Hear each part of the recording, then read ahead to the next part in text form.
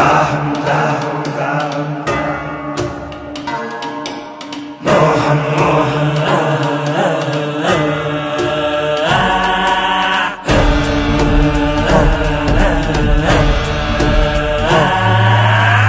దాహం దాహం అధికార దాహం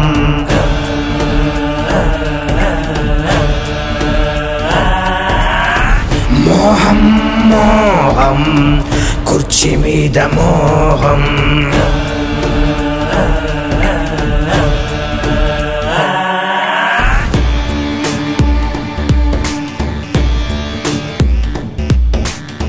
మరిచింది రక్త సంబంధం ఆరింది పులివెందుల దీపం పెరిగింది క్రోధం ఇది జగన్నాథ వ్యూహం ఇది బయటకి రాని చక్రవ్యూహం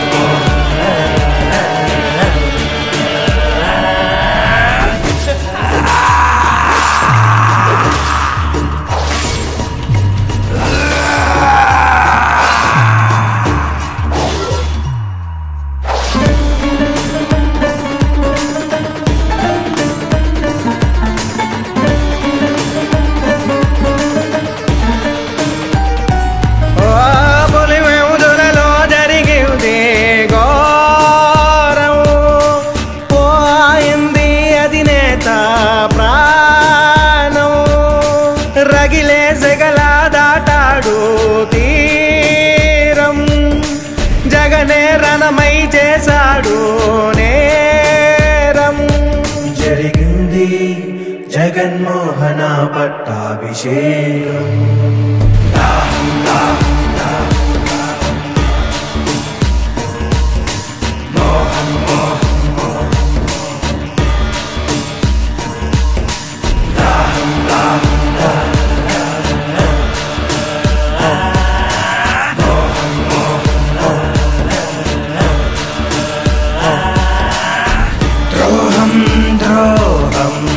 విశ్వాస ద్రోహం మదనం మదనం తెర వెనక మరణం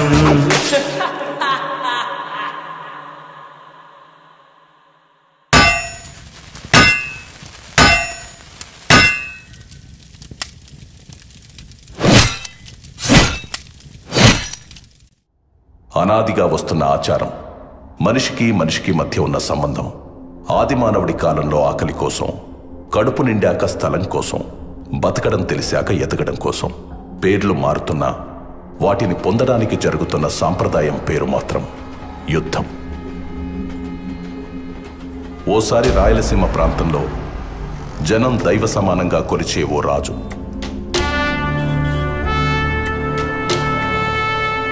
ఆ రాజు కడుపున రాక్షస మృగం పుట్టింది.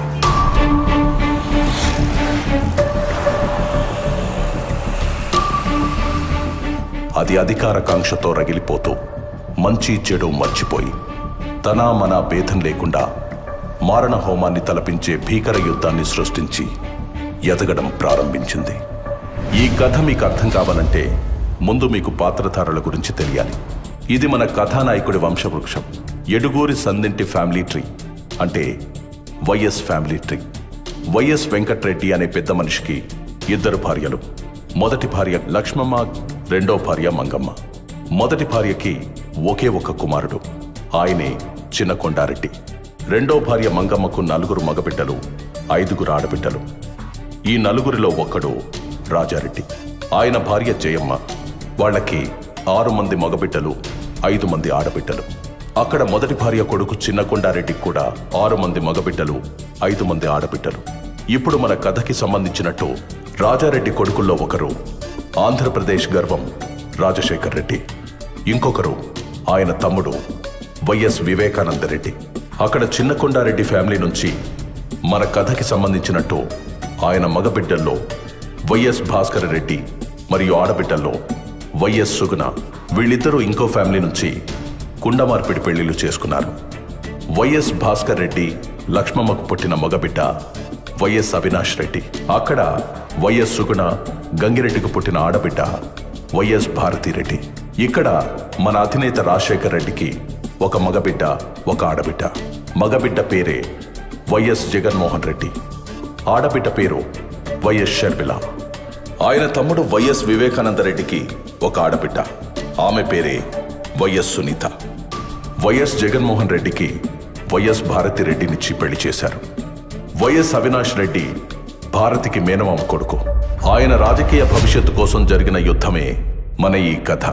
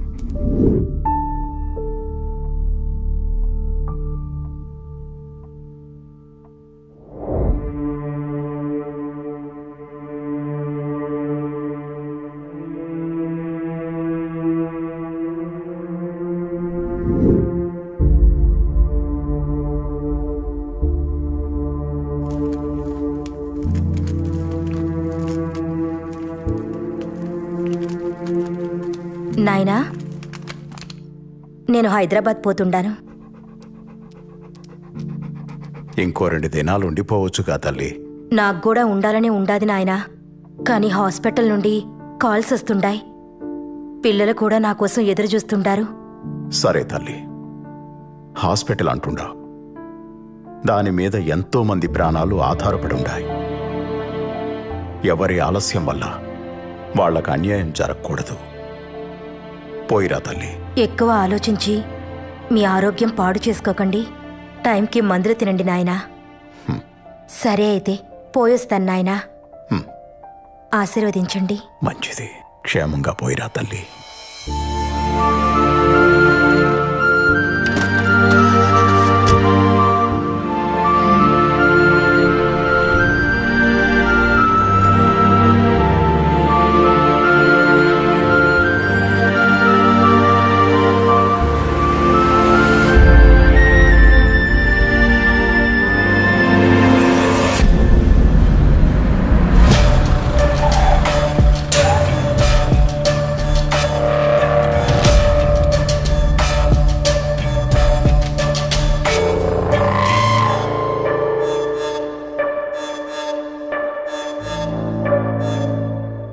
మీతో కొంచెం మాట్లాడాలి చిన్నాయన. రాజకీయమా లేక కుటుంబ విషయమా? రాజకీయమే. అమ్మా ఆడబిడ్డలు లోపలికి పోయి నాకు మాట్లాడుకుందామా? నన్నే వెళ్ళమని నేరుగా చెప్పొచ్చు కదా. నా గురించి వాళ్ళనెందుకు పంపించడం? నాది కూడా ఈ కుటుంబమే. నేను మీలో ఒకటేనని ఏనాడు అనుకోలేదు కదా. ఎప్పుడు వేరుగానే చూస్తారు, వేరుగానే మాట్లాడతారు. అంతా నా కర్మ.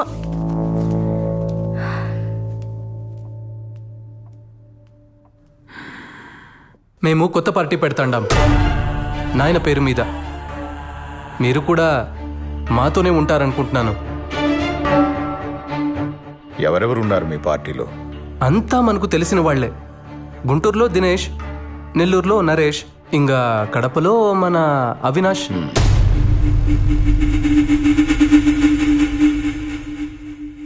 పులివెందుల రాజకీయం రాజారెడ్డి కుటుంబానికి మాత్రమే. ఈడ ఇంకెవడూ అడుగు పెట్టడానికి వీల్లేదు. ఏడున్న మందికి మంచి చేయాలని మేం పడ్డ కష్టం, చేసిన త్యాగం, కన్న కలలు మీకేమీ తెలీదు. తొందరపాటు నిర్ణయాలు తీసుకోకు. ఈ నియోజకవర్గం మన కుటుంబ కిరీటం, మరిచిపోకు. దీని గురించి మనం మళ్ళా అయినా మాట్లాడుకోవచ్చు లేచి నాయన. ఇంకో విషయం, మీ దగ్గరున్న మా నాయన భూమి నాకిస్తే. మీ నాయన భూమా? ఇద్దరం కలిసి అంతా సంపాదించుకున్నాం. నా అన్న, నేను వేరువేరని ఎప్పుడూ అనుకోలేదు.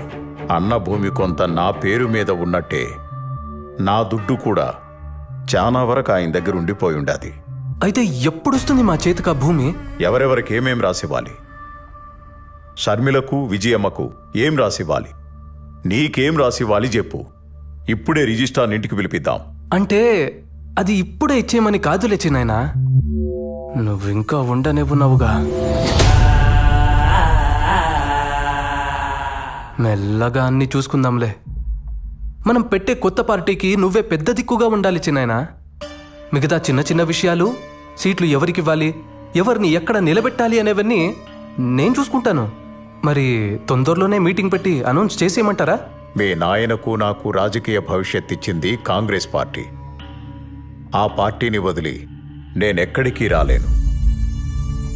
ఆవిడకి ఎదిరిళ్లే ముందు ఒక్కసారి ఆలోచించుకో. ఎందుకంటే నువ్వు ఎక్కడెక్కడ ఏమేం చేశావో మీ నాయన కన్నా ఆవిడికే బాగా తెలుసు. నీ గతంలో ఉండే ఒక్క పేజీని బయటికి లాగిందంటే నువ్వు కూర్చొని కలగంటున్నది మొత్తం తలకిందులైపోతుంది. మీరు చెప్పిన వాటికల్లా భయపడుతూ ఉంటే ఉండే చోటు నుండి ఒక్క అడుగు కూడా బయటకేయలేం. అన్నిటికీ తెగించే పార్టీ పెడతాండా. అండగా ఉండాలనుకుంటే రండి, లేదంటే వెళ్ళొస్తానండి.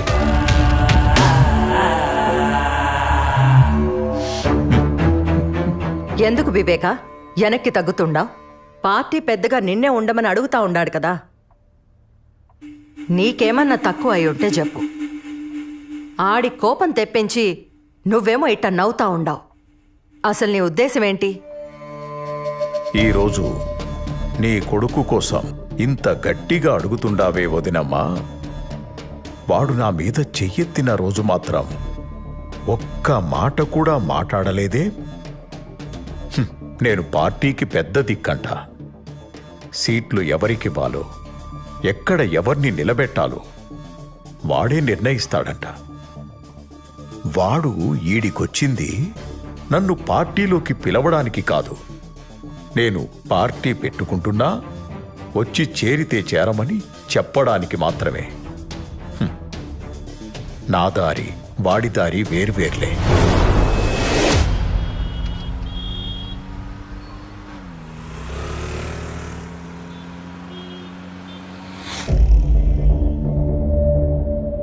ఆయన నన్నలా లోపలికి పొమ్మంటుంటే నువ్వేం అనలేదే. మీరంతా ఒకటే కదా, నేనే పరాయిదాన్ని. మా వాళ్ల గురించి అన్నేసి మాటలు అంటుంటే కిక్కురు మనకుండా పక్కనే కూర్చున్నావు. అయినా నువ్వేమంటావులే, ఆయన కూడా మీ కుటుంబమే, మీ రక్తమే కదా. నేనే బయటదాన్ని. ఇవన్నీ పోనీ ఆస్తి రాసిస్తానంటే వద్దంటావేంటి? భారతి, అది నా ఆస్తి. నాకు తెలీదా ఎప్పుడు తీసుకోవాలో, ఎలా తీసుకోవాలో? ఆస్తిస్తాడంట అందరికీ కలిపి. అలా అయితే అమ్మ షర్మిలకు వాటాలు పోగా నాకు మిగిలేదేంది? అదిగాక నేను ఆస్తి గురించి అడుగుతా ఉంటే ఆయన నాన్న దగ్గర పెట్టిన దుడ్డు గురించి చెప్తున్నాడు. ఇట్టే ఇంకా ముందుకు పోతే మొదటికే మోసం వస్తాదని మధ్యలోనే ఆపేసిన్నాను. ఈ ఎలక్షన్లు అయిపోని అందరికీ లెక్కలు సక్కంగా చేస్తా. ఎవరిని ఎక్కడ పెట్టాలో అక్కడే పెడతా. బావా, నీ తెలివిని కనిపెట్టడం చాలా కష్టం.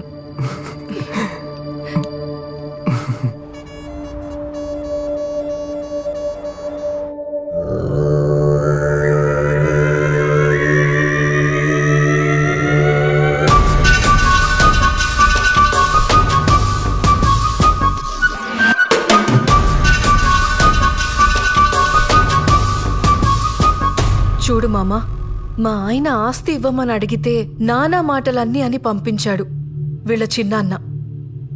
మావయ్య పోయాక మా ఆయన ఒంటరివాడైపోయిండాడు. మేమందరం ఉండగా మీ ఆయన ఒంటరివాడు ఎలా అవుతాడు? నువ్వేమీ భయపడకు. జగన్ కండగా మేమున్నాం. ఏది ఏవైనా సరే జగనే సీఎం. ఇది మార్చడానికి ఏ తలాడ్డొచ్చినా తెంచి అవతల పారేస్తాం. నీ ఆస్తి ఆడికి పోదన్నా. ఆ ముసలోడి బేనామిలకు చావు భయం చూపెడితే చాలు, పరుగెత్తుకుంటూ నీ పక్కకొచ్చి చేరతారు. వద్దన్నా వాళ్లంతట వాళ్లే వచ్చి నీ ఆస్తి నీకిచ్చిపోతారు. వివేక పవర్లో ఉండగా నువ్వు చెప్పిన ఏ ప్లాను వర్కౌట్ కాదు. కొట్టినా కోసినా వివేకాన్ని కాదనే దమ్ము ఆ బినామీలకు రాదు. ముందు మీరు పొలిటికల్గా బలపడితేనే ఏమైనా చేయగలరు. ఆయన మనం పెట్టే కొత్త పార్టీలోకి రమ్మంటే రానన్నాడు. అసలు మనం పార్టీ పెట్టడమే ఆయనకి ఇష్టం లేదు. పైగా మనం పార్టీ పెడుతుండా వస్తే వస్తాడు, లేకపోతే ఆయనకు నేనే అపోనెంట్గా నిలబడతాను. అప్పుడు ఆయన ఏం చేస్తాడో నేను చూస్తాను.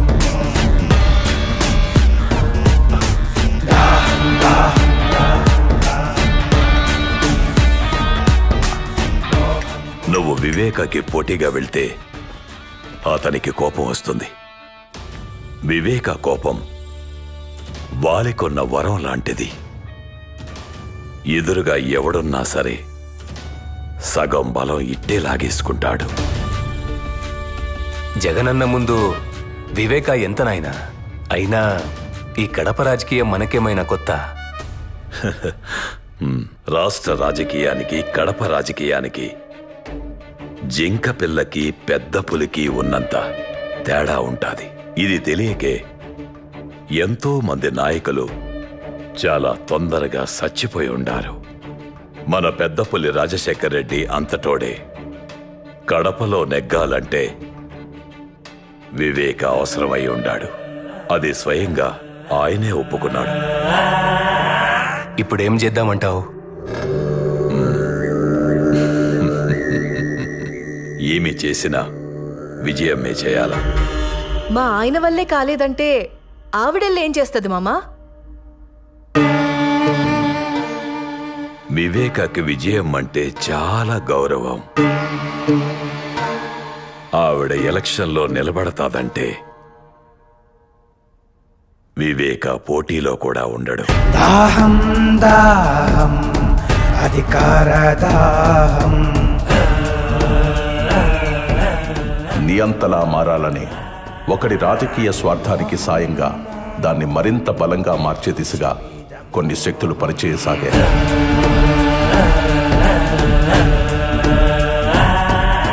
అదే అదునుగా తన అధికార దాహానికి అయిన వాళ్లనే కాకుండా అవకాశం ఉన్న ప్రతి ఒక్కరిని వాడుకోవడం మొదలుపెట్టాడు.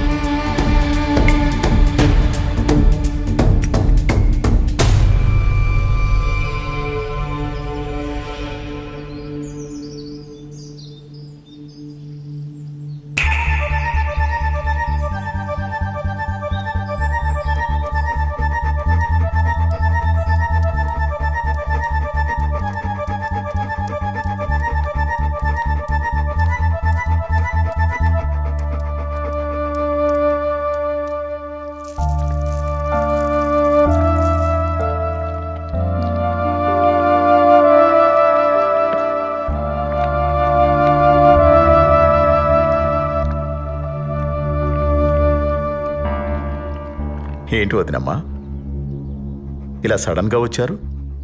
ఏదైనా మాట్లాడాలా? వివేక, ఆయన చనిపోయాక నువ్వు చాలా మారిపోయి ఉండావప్పా. ఆస్తి గురించి వస్తే కొడుక్కి షర్మిలకి నాకు సపరేట్గా ఇస్తానని చెప్పుండావు. జగన్ మనసు ఎంత బాధపడుండాదో తెలుసా? మాలో మాకే నువ్వు గొడవ పెట్టబోతుండావు. ఈరోజు నేను మీకో దుర్మార్గుడిలా కనిపిస్తుండానేమో, కానీ నా మాట మాత్రం మీరు మర్చిపోగాకండి. ఏదో ఒకరోజు మిమ్మల్ని ఇద్దరినీ ఆ జగన్ భారతి రోడ్డు మీద నిలబెడతారు.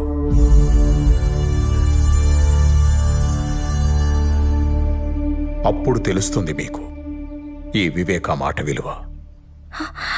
అలాంటి పరిస్థితి మాకెందుకు వస్తుంది చిన్నాయనా? లేనిపోని భయాలు ఎందుకు పెడుతున్నారు మాకు? పార్టీలోకి రా చిన్నాయనా. నువ్వు గాని పార్టీలోకి రాకుంటే మేమే నీకు ఎదురు నిలబడాల్సి వస్తుంది. అంటే నాకు పోటీగా నిలబడతారా మీరు? ఇది చెప్పిరమ్మని పంపినాడా జగన్ మిమ్మల్ని? నన్ను మీ అన్నలాగే చూసుకుంటానని చెప్పుండావు. అందులో ఏమాత్రం నిజం ఉన్నా నా కొడుకుని గెలిపిస్తానని నాకు మాట ఇవ్వు వివేక. అయ్యా, మేడం ఫోన్ చేశారు.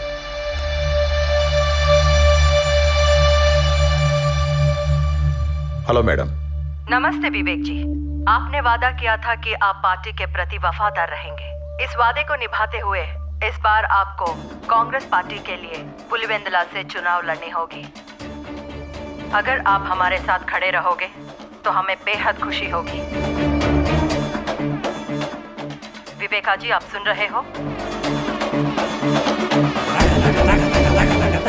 विवेका जी, आप जैसा कहेंगे वैसा ही होगा मैडम। शुक्रिया। I promise you. I am going to contest in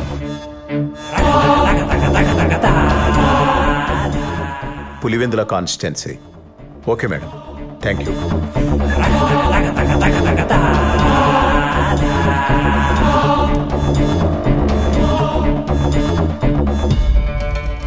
వదినమ్మా,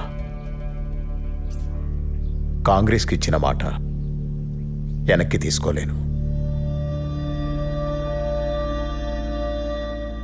అలాగని చనిపోయిన మా అన్న కుటుంబానికి అన్యాయం చేయలేను.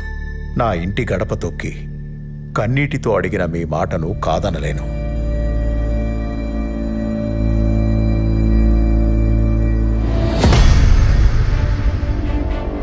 మీకు నేను మాటిస్తున్నాను, ఈసారి ఎలక్షన్లలో మీకు పోటీగా నేనే నిలబడతాను. కానీ మీరే గెలుస్తారు, గెలిపిస్తాను. దీన్నెవ్వరూ మార్చలేరు. ధైర్యంగా పోయిరామా. వివేకానందరెడ్డి ఇంట్లో చీమ చిటుక్కుమన్న శబ్దాన్ని కూడా అందరికంటే ముందు జగన్ చెవికి చేరవేస్తున్న గుంటనక్క ఎర్ర గంగిరెడ్డి.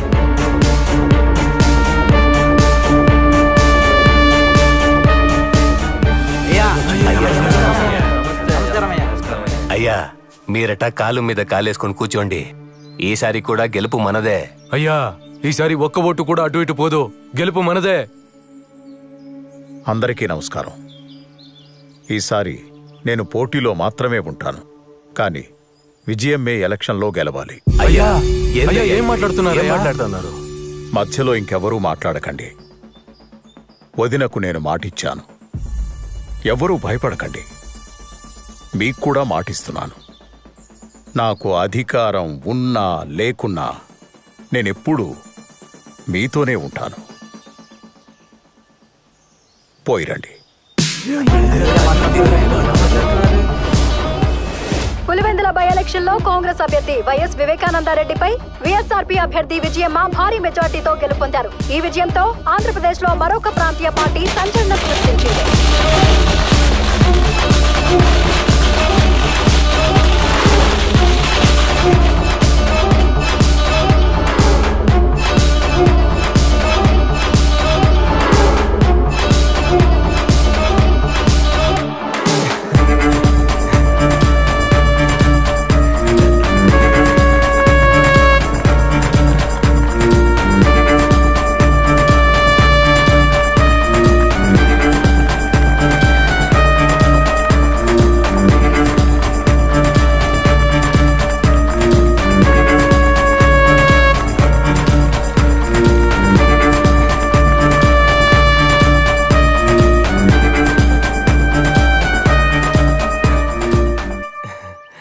మనం గెలిచిండా నాయన, చాలా సంతోషంగా ఉండదు. ఈ టైంలో మీ నాయన ఉంటే ఎంత బాగుండునో గదా. మీ నాయన పొగోడికి మాటిచ్చినా పొరపాటును కూడా మర్చిపోయి ఉండేవాడు కాదు. వివేక కూడా అచ్చం ఆయనలానే ఉండాడు. ఇచ్చిన మాట నిలబెట్టుకుండాడు. ఒకసారి పోయి మీ చిన్నాయన్ని పలకరించొద్దామా? దేనికి? ఏం అవసరం లేదు. నువ్వు గెలిచింది ఆయన మాట మీద కాదు, మా కష్టం మీద. నాకు పనుండది, పులివెందుల దాకా పోయేస్తా.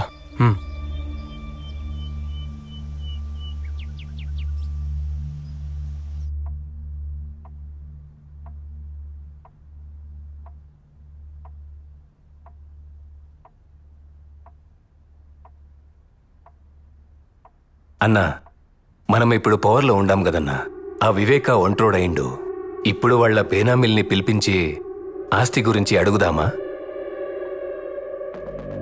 వివేకాన్ని తక్కువ అంచనా వేస్తుండారు. మిమ్మల్ని గెలిపించాడు అంటే వాడు ఓడిపోయినట్టు కాదు. నాకు తెలిసినట్టు ఎమ్మెల్సీ ఎన్నికల్లో పోటీ చేస్తుండాడు. ఎమ్మెల్సీ ఎన్నికలు ఉంటాయని కూడా తెలియకుండానే రాజకీయాలకు వచ్చేసుండారా మీరిద్దరూ? ఉప ఎన్నికల్లో ఓడిపోయి డిపాజిట్ ను కాపాడుకున్న వైఎస్ వివేకానందరెడ్డిని వ్యవసాయ శాఖ మంత్రిని చేసిన ప్రభుత్వం గతంలో ఎమ్మెల్సీగా పనిచేసి పదవీ కాలం ముగియడంతో రాజీనామా చేసిన వైఎస్ వివేకానందరెడ్డిని ప్రభుత్వం మళ్లీ ఎమ్మెల్సీని చేసి వ్యవసాయ శాఖ మంత్రిని చేసింది.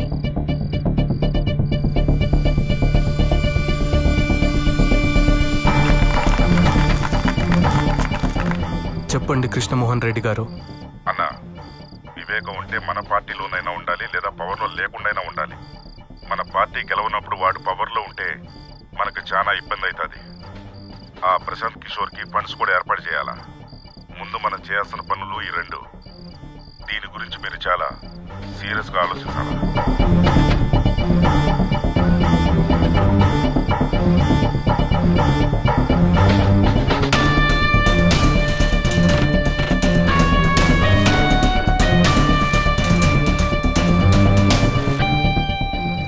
రెండు 2014 ఎలక్షన్ తర్వాత ఆంధ్రప్రదేశ్ రాష్ట్రంలో కాంగ్రెస్ కనపడకుండా పోయింది. అప్పుడు మనోడు మళ్లీ ఆట మొదలు పెట్టాడు.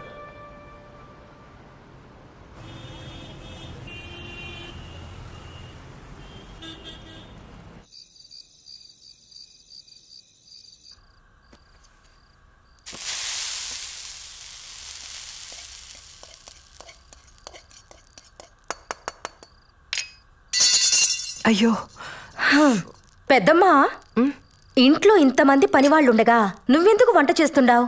ఇవిక్కడే వదిలే, నేను చేసి పెడతా, నువ్వు వెళ్ళు. దీంట్లో ఏముండదులే బిడ్డ, నాకు కూడా అప్పుడప్పుడు వంట చేయాలనిపిస్తా ఉంటుంది. కానీ ఇంట్లో వంట చేయడానికి నాకు నో పర్మిషన్. వాళ్ళు చేసి పెట్టిందే తినాలి తప్ప నన్నెవ్వరు ఏం చేయనివ్వరు. ఇలా ఎప్పుడో ఒకసారే అవకాశం వస్తుంది. అలా వచ్చినప్పుడు మాత్రం అస్సలు వదులుకోకూడదు కదా. అవును, ఎట్టా ఉంటది మీ సోషల్ సర్వీస్? ఇప్పుడు కూడా అంతేనా? నాకు పేషెంట్ దొరక్కపోయినా పర్లేదు, కానీ ఎవరి ఆరోగ్యం పాడవకూడదని పరిగెడతానే ఉండావా? అంతే కదా. నా చేతిలో ఎంత చేయొచ్చో, నా వల్ల ఎంత అవుతుందో అంత చేస్తానంతే. నీకింకా చెయ్యాలనుంటే పవర్లో కూర్చుని చేయొచ్చు కదా. రాజకీయం ద్వారా అయితే రీచ్ ఎక్కువ ఉంటది. దానికి నాన్న ఉన్నారు కదా, నాకెందుకు అవన్నీ? మీ నాయనకి నువ్వన్నా చెప్పమ్మా. ఆయనతో జనాలకి ఎంత అవసరమో ఆయనకి రాజకీయం కూడా అంతే అవసరం.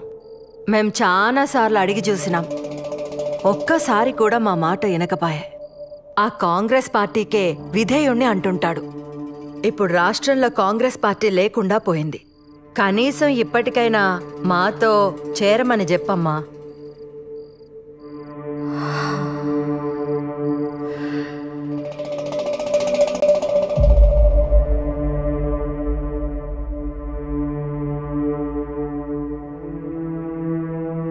నాకు మరొక దారి లేదంటుండావా వదినా?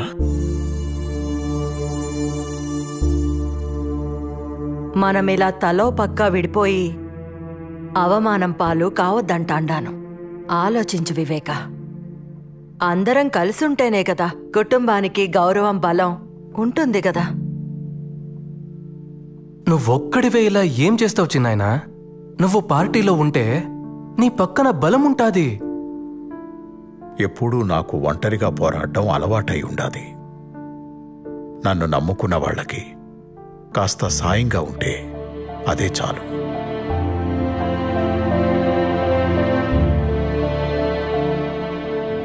అమ్మా సునీత, నువ్వైనా చెప్పమ్మా మీ నాయనకి. ఎందుకంత మొండి పట్టు పట్టుకుని కూర్చుండావు నాయనా? వీళ్ళు తప్ప మనకెవరుండారు? ఏదైనా అందరూ కలిసే చేయండి, అది రాజకీయమైనా ఇంకేదైనా.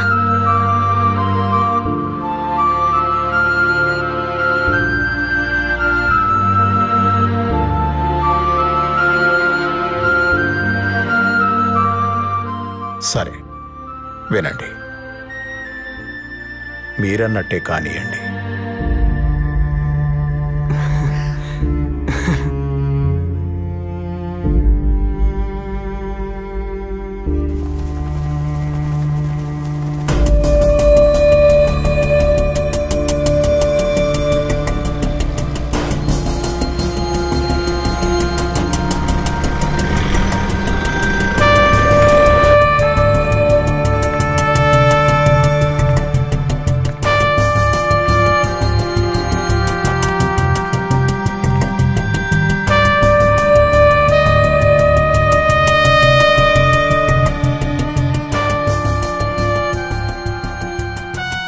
దేవుడి దయతో ఈరోజు వాతావరణం కూడా చల్లగా ఉంది.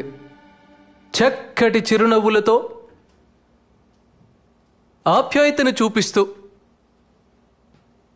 ప్రేమానురాగాలు పంచిపెడతా ఉన్న ప్రతి అక్కకు, ప్రతి చెల్లెమ్మకు, ప్రతి అవ్వకు, ప్రతి తాతకు, ప్రతి సోదరుడికి, ప్రతి స్నేహితుడికి ముందుగా 2 చేతులు జోడించి హృదయపూర్వకంగా కృతజ్ఞతలు తెలుపుకుంటా ఉన్నా.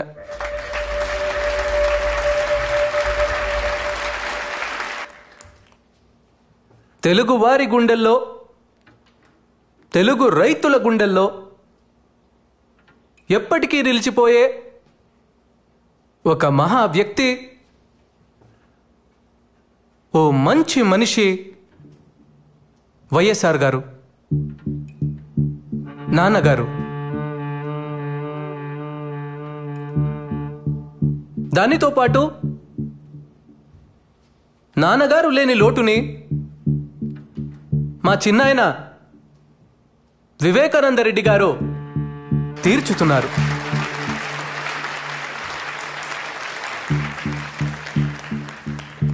ఆయన మన పార్టీలో చేరడం వల్ల మనకు 1000 ఏనుగుల బలం వచ్చింది.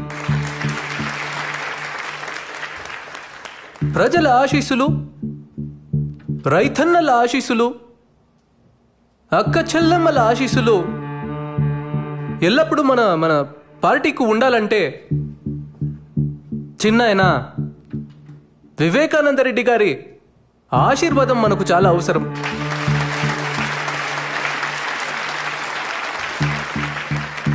ఇప్పుడు మన పార్టీ గురించి,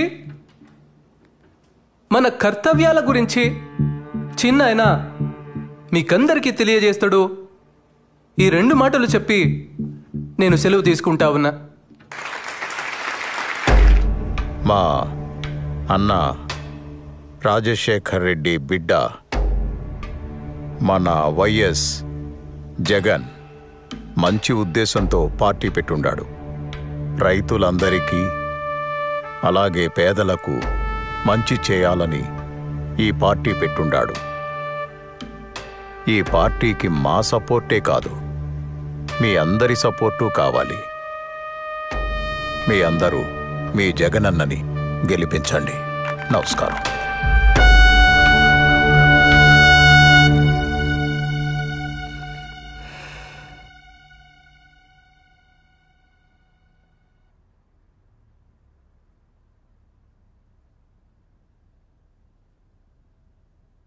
ఎమ్మెల్సీ ఎన్నికల్లో శివశంకర్ రెడ్డి నిలబెడదాం బావా. ఆయన మనకి ఎంతో సహాయం చేశారు కదా. బాబాయ్ నిలబడుతున్నాడు కదా. ఆయన కోసం మనకు సాయం చేసిన వారిని మర్చిపోతామా? ఆయన మనకు విలువ ఇవ్వనప్పుడు వీళ్లే కదండి మన పక్కన నిలబడ్డారు. భారతి నీకు అసలు... సరే వదిలే భారతి. ఇప్పుడు అన్న ఎలా చెప్పితే అలా చేద్దామంతే. ఏదో సీటుకి ఆశపడి మిమ్మల్ని అడిగాం. దీనివల్ల అన్నకు బాధ అయితే మనకి సీట్ వద్దు. బాబాయిని ఇప్పుడు వద్దంటే అపోజిషన్కి వెళ్ళిపోతాడు. తర్వాత మన పక్కలో బల్లెమై కూర్చుంటాడు. ఇప్పుడే మన పరిస్థితి ఇలా ఉంటే ఇంకా ఆయన పవర్లో ఉంటే మన పరిస్థితి ఏందో ఆలోచించినారా? అయితే ఇప్పుడు ఏం చేద్దామంటావు? ఇంతకు ముందు వివేక వేసిన ప్లాన్ ఈసారి మనం వేద్దాం. ఆయన్ని ఎమ్మెల్సీగా నిలబెడదాం. కానీ గెలవడు. పవర్లో లేని వివేక కాన్ఫిడెన్స్ తగ్గిపోయి కామ్గా ఉంటాడు. తరువాత ఎలక్షన్స్లో మనం చేయాల్సింది చేద్దాం.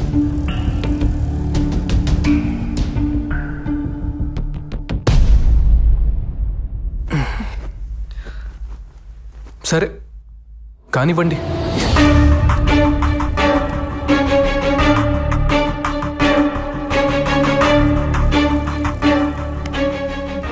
ఇలా ఈ ముగ్గురు కలిసి ఎమ్మెల్సీ ఎన్నికల్లో వివేకాన్ని ఓడించడానికి ఉన్న అన్ని ప్రయత్నాలు చేస్తూ సకల విధాలా కష్టపడి సమిష్టి కృషి చేశారు.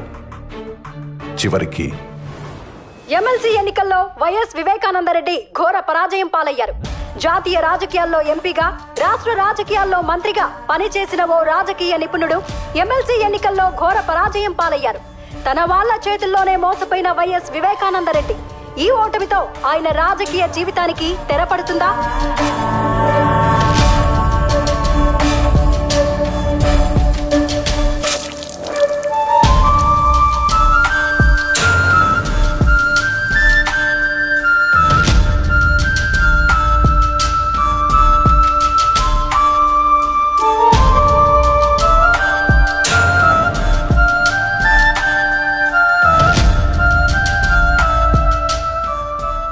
దశాబ్దాల రాజకీయ జీవితంలో వివేకాకు ఈ ఓటమి అతిపెద్ద అవమానమైంది.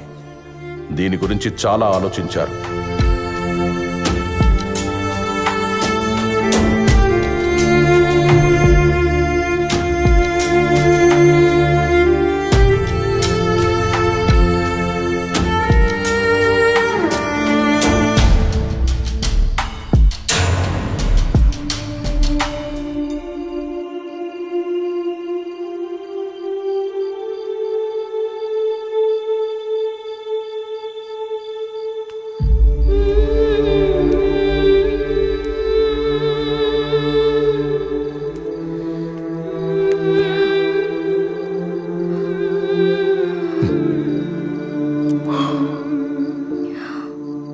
బాగుండావా నా బంగారు తల్లి?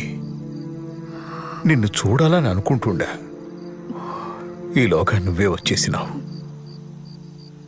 ఈ నాయన మనసు నీకెట్టా తెలిసిపోతుండాది బంగారు తల్లి?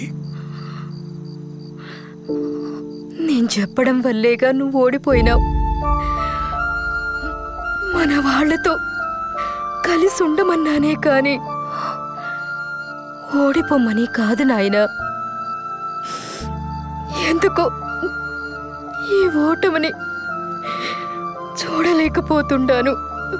అయ్యో పిచ్చి నా తల్లి, రాజకీయాల్లో ఓడిపోవడం గెలవడం సహజమే. ఇప్పుడు ఓడిపోయాను, ఇంకోసారి మళ్ళీ గెలుస్తాను.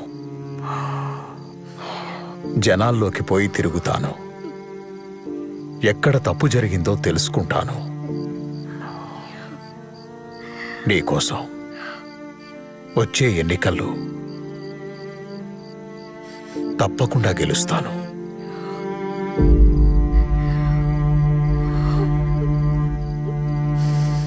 ఎక్కడ తప్పు జరిగిందని తెలుసుకోవడానికి తన ప్రయత్నాలు మొదలుపెట్టాడు.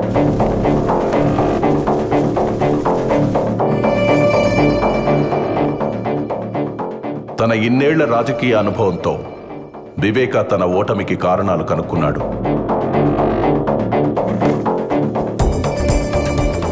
వచ్చే ఎన్నికల్లో గెలుపుకు సర్వం సిద్ధం చేశాడు. తన మానసిక స్థితిని సరిచేసుకోవడంతో పాటు పార్టీ పెత్తనాన్ని కూడా తన చేతుల్లోకి తీసుకున్నాడు. పులివెందుల రాజకీయంపై తమ ఆధిపత్య పరంపర కొనసాగనివ్వడం కోసం యువ నాయకుడిలా యాక్టివ్గా ఉంటూ అన్ని విధాలుగా ఎఫర్ట్ పెడుతూ రగిలే ఓ బడబాగ్నిలా దూసుకొస్తున్న వివేక తన ఇంటి నుండి కారు మబ్బు కమ్ముకొస్తుందనే విషయాన్ని తెలుసుకోలేకపోయాడు.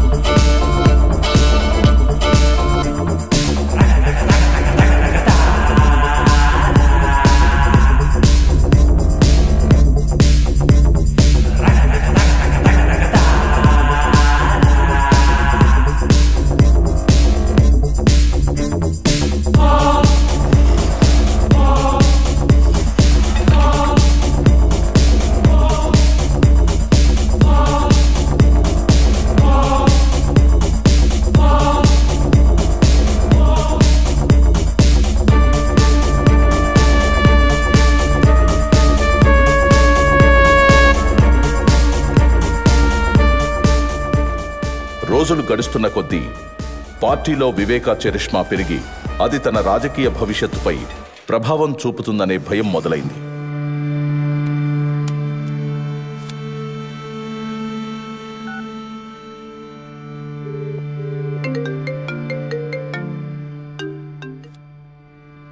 చెప్ప అవినాష్, నువ్వే ఏదో ఒకటి చేయాలి భారతి. లేకపోతే ఈయన మనల్ని రాజకీయం నుంచి శాశ్వతంగా దూరం చేసేస్తాడేమో. నువ్వేం కంగారు పడుకు, నేను చూసుకుంటాను. జగన్తో నేను మాట్లాడతాను.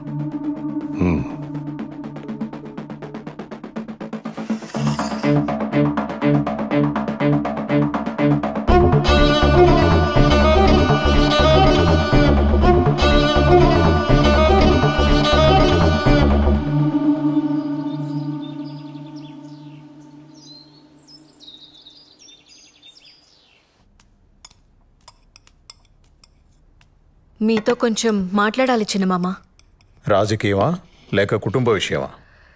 ఈ కుటుంబానికి రెండు ఒకటే గదా. ఎందుకు చిన్నమామ నేనంటే అంత కోపం మీకు? నేనేం పాపం చేశాను? ఒక్కసారైనా నన్ను ఈ కుటుంబంలో మనిషిగా చూసారా? షర్మిలమ్మ, నేను, సునీత కలిసే పెరిగాం కదా.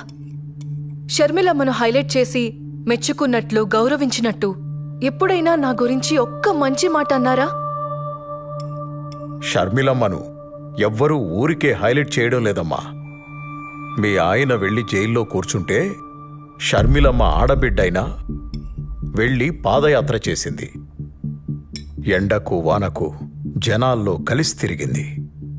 ఎంతో కష్టపడింది. అందుకే అంత మంచి పేరు సంపాదించుకుంది. పోనీ నువ్వు చేయలేకపోయావా పాదయాత్ర?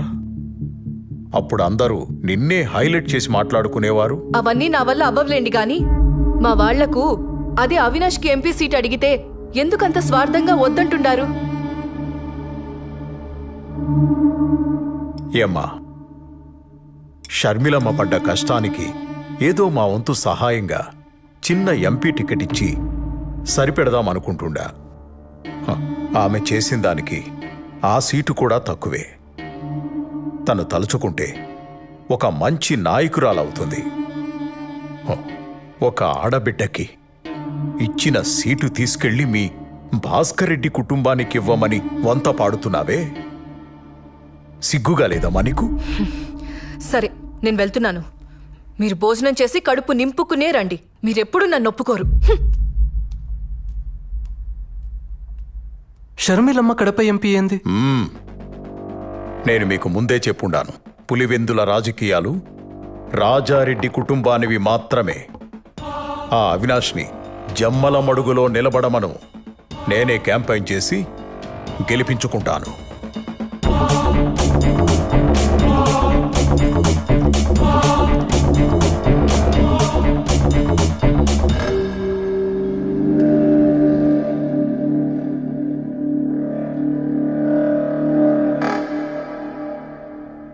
ఏమంటున్నాడు? మా వాడికి సీట్ ఇవ్వడు, అంతే కదా? వదిలే భారతి, మేం మీతో ఉండేది సీటు కోసం కాదు, జగనన్న మీదున్న ప్రేమతో. అన్నా, నీకు కష్టం వచ్చినప్పుడు మా చేతనైంది చేసిండాం. నువ్వు నాకు సీట్ ఇచ్చినా లేకపోయినా మేమెప్పుడూ నీ పక్కనే ఉంటాం. నీ మంచితనం జగన్కి ఇంకా అర్థం కావడం లేదులే బావా. వాళ్ళ బాబాయ్ చేతిలో కీలు బొమ్మలా ఆడుతాండాడు. జగన్ బాగు కోసం మనం ఆలోచిస్తా ఉంటే ఈయనేమో వీళ్ళ బాబాయ్కి సపోర్ట్ చేస్తా ఉండాడు. ఆవిడ పాదయాత్ర చేసిందంట. ఆవిడ మీదే మన రాజకీయ భవిష్యత్తు ఆధారపడి ఉండాదంట. కాసేపు నువ్వు గమ్మునుంటావా? ఏం చేయాలో ఏం చేయకూడదో నాకు తెలుసు. ఈడ ఎవరు పాదయాత్ర చేసినా జనం వచ్చింది మాత్రం నా ముఖం చూసి. ఊరుకుంటే ఏదో మాట్లాడుతుంది.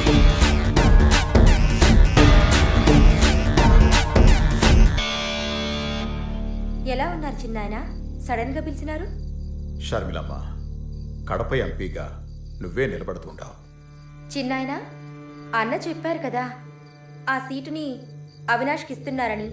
మరి నీ సంగతి ఏంటి తల్లి? నాదేముంది, మనది పార్టీ, మనది జెండా. అయినా అన్న ఇప్పుడు నాకేం తక్కువ చేస్తున్నాడు? అది కాదు తల్లి, పార్టీ మనదనుకోవడం వేరు, పార్టీ పవర్లో మనం ఉండడం వేరు తల్లి. నాకేం తెలుసు చిన్నాయన ఈ రాజకీయాలన్నీ? నీకేమీ తెలియకుండానే పాదయాత్ర చేసినావా? జైల్లో ఉన్న మీ అన్నని జనాలు నమ్మేటట్టు చేసినావా?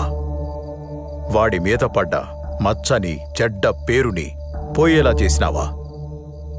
అసలు పార్టీకి ఇన్ని సీట్లు రావడానికి, ఇంత నమ్మకం ఉండడానికి అది నీ పాదయాత్ర ఫలితం తల్లి. నా అన్న రాజశేఖర్ రెడ్డి బిడ్డగా జనం వాడిని చూడడం. పాదయాత్ర ఎవరు చేసినా జనం వచ్చింది మాత్రం వాడి మొహం చూసనుకుంటున్నాడు. ఎప్పటికైనా వాడికి సరిపోటి నువ్వే తల్లి. నీకు రాజకీయం తెలియకే, అది నీ రక్తంలోనే ఉండాది. మనం అనుకుని నిలబడతాననుకుంటే అన్న బాధపడతాడు చిన్నాయన. అన్న నుంచి ఈ మాట వస్తే ఖచ్చితంగా నిలబడతాను. షర్మిలమ్మ, నేను బతికుండగా నీకో దారి చూపాలనుకుంటున్నాను. మీ నాయనకు కూడా తెలుసు జగన్ ఎలాంటివాడో. అందుకే వాణ్ణి ఎక్కడ ఉంచాలో అక్కడే ఉంచాడు. అది నీకు తెలిసేపాటికి నేను ఉంటానో లేదో తెలీదు. అన్నీ నీకు అర్థం కావలసిన టైంకి అర్థమవుతాయి.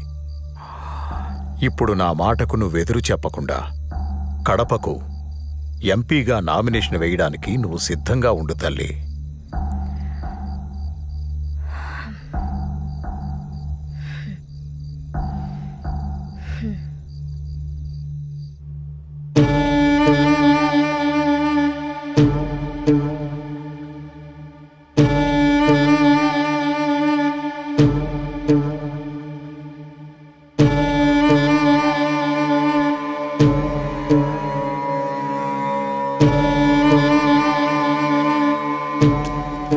ఈసారి ఎలాగైనా మనం గెలవాలి జగన్ గారు. ఏదో ఒకటి చేయండి. మన కోడి కత్తి ప్లాన్ కూడా వర్కౌట్ అవ్వలేదు. ఈసారి ఏదైనా చేస్తే కొంచెం ఎమోషన్గా ట్రై చేయాలి. ఏం చేద్దాం మరి? మీరే చెప్పండి. దాన్ని మీరు మాట్లాడుకోండి. మిగతాది గ్రౌండ్ రిపోర్ట్ వచ్చినాక మనం మళ్ళీ కలుద్దాం. Some emotional things has to happen. చూడండి, ఇది మాత్రము గట్టిగా గుర్తుపెట్టుకోండి. వస్తాను.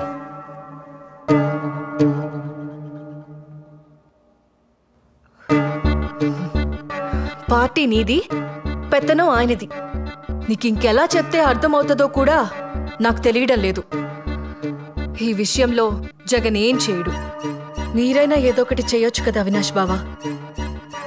అన్నని ఒక్క మాట చెప్పమని చెప్పు చాలు. అన్న కోసం ఏదైనా చేస్తాను. వివేక సార్లాగా సొంత నిర్ణయాలు నేను తీసుకోను. అన్న మాటకు నేను కట్టుబడి ఉంటాను. అన్న వెంటే ఉంటాను. బావుంది. మీరు మీ అన్న మాట వింటారు, ఆయన వాళ్ళ బాబాయ్ మాట వింటారు. ఇదిలాగే ఉంటే ఏదో ఒక రోజు షర్మిలమ్మని సీఎం చేసేస్తాడు.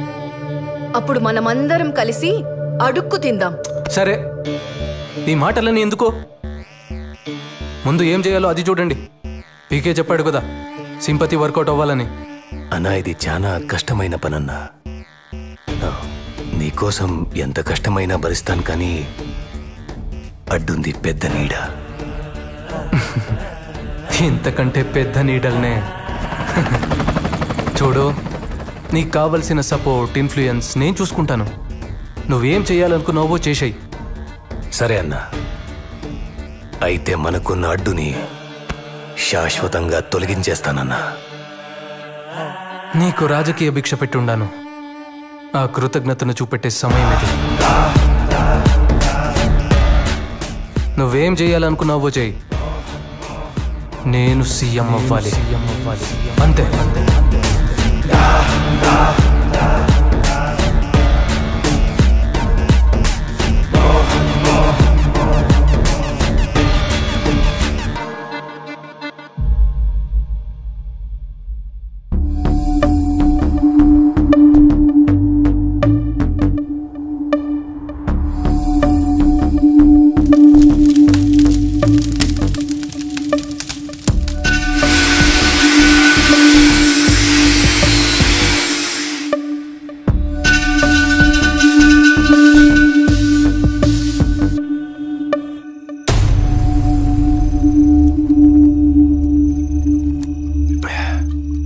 దస్తగిరి అంతా రెడీ కదా?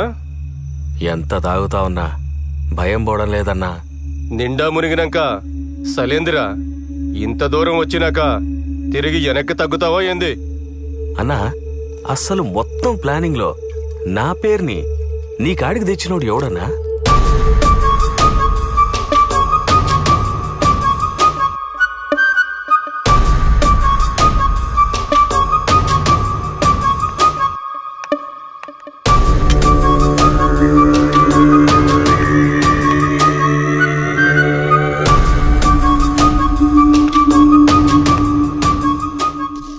ఏంది నాయన ఇంత కూల్గా ఉన్నావు? అప్రూవల్ వచ్చిండాదిగా, ఏం ప్లాన్ చేసిండావు? ఇన్నాళ్ళు పులివెందులకి పోతురాజులా నిలబడి మన పని ప్రతి దానికి అడ్డుపడుతుండేవాడు. ఇప్పుడు ఆ పోతురాజుని పులివెందల నుండి నేరుగా పైకి పంపిస్తున్నా. అది నాయన మగోడి మాట మాట్లాడినావు. ఇంతకీ ఎలా చేపిస్తుండావు? ఎవరితో చేపిస్తుండావు? ఇది చేయడానికి బయట వాళ్ళని తీసుకొచ్చినా లేదా మనాళ్లతోనే ముందుకెళ్ళినా ప్రాబ్లం మనకే. ఇంకా మనాళ్లలో వివేకాన్ని చంపే మగాడు ఎవడైనా ఉండాడనుకుంటున్నారా? ఒకవేళ చంపినా ధైర్యంగా తిరగలేక దొరికిపోతాడు. ఇది సక్కంగా అనుకున్నది అనుకున్నట్టుగా అవ్వాలంటే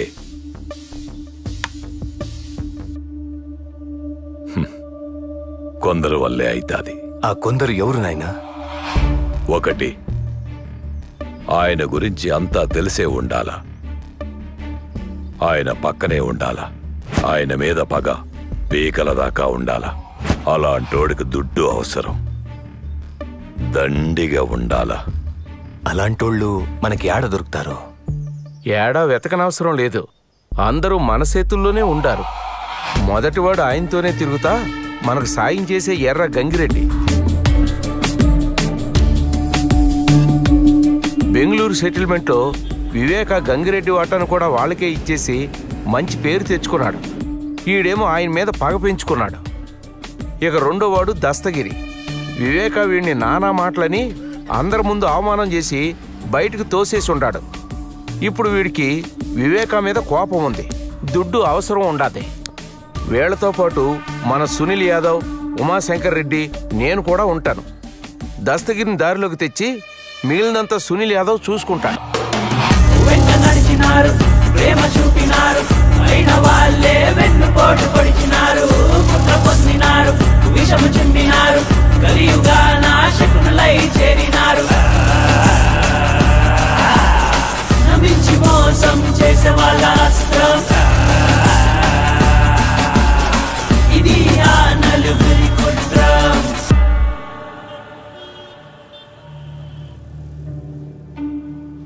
ఈ నాయాళ్ళలో పట్టాలు నన్ను వదిలేటట్లేరుగా. వీళ్ళందరికీ పిచ్చి పట్టుండదో ఏమో.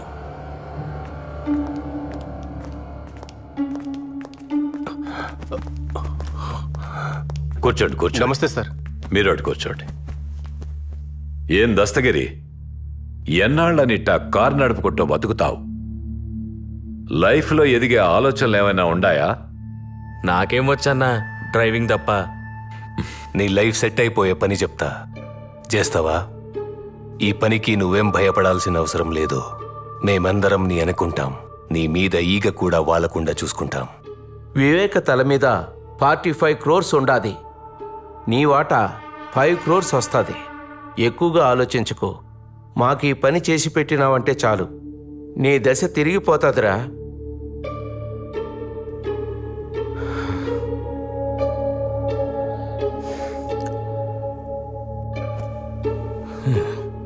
పిచ్చిగారి పట్టినదో ఏమేమో మాట్లాడుతున్నాడు. సునీల్, ఆడి పని చేస్తాడంటావా? మరేంటాడు మాట్లాడుతూ ఉంటే మధ్యలో లేసి వెళ్ళిపోతా ఉంటాడు? ఆడిని నేను ఒప్పిస్తానన్నా. ఏమి ఆడంత బతిమాలుకోవాలనా? ఆడు లేకపోతే మనం ఈ పని చేయలేమా?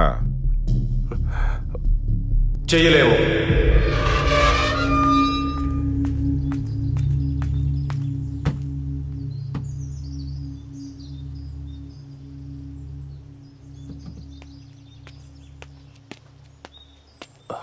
ఏం దస్తగిరి మాట్లాడుతుంటే అలా మధ్యలో వదిలేసి వచ్చేసుండవు? లేకపోతే ఏందన్నా పొద్దున ఇంటికి తీసుకొచ్చుండవు.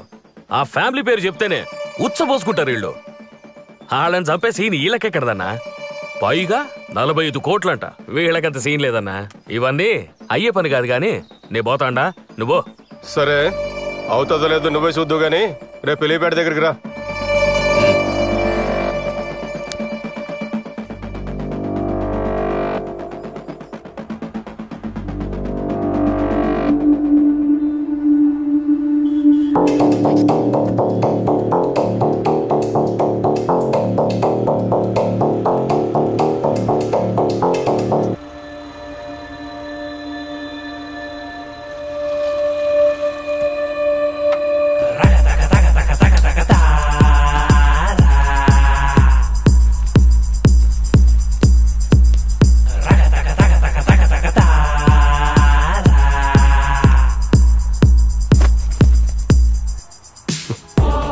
చూసుండవా?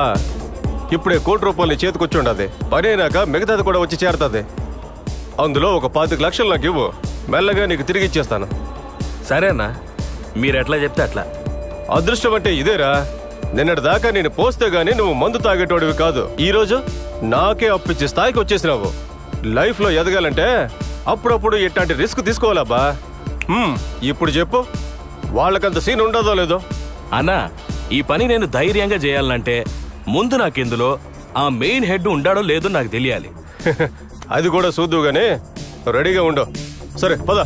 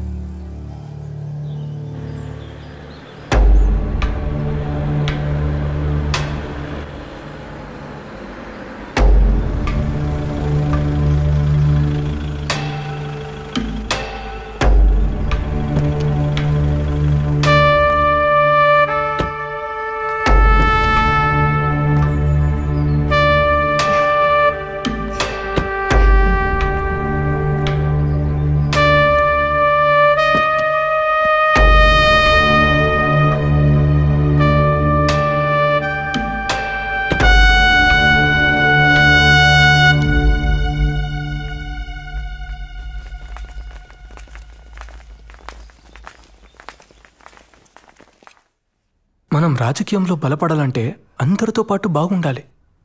అవును, వాళ్ళని నువ్వే రమ్మన్నావా? అవినాష్ చెప్తాడు. అవినాష్ అన్నా, వాళ్ళు చిన్న మనుషులు కదా, ఇక్కడేం చేస్తున్నారు?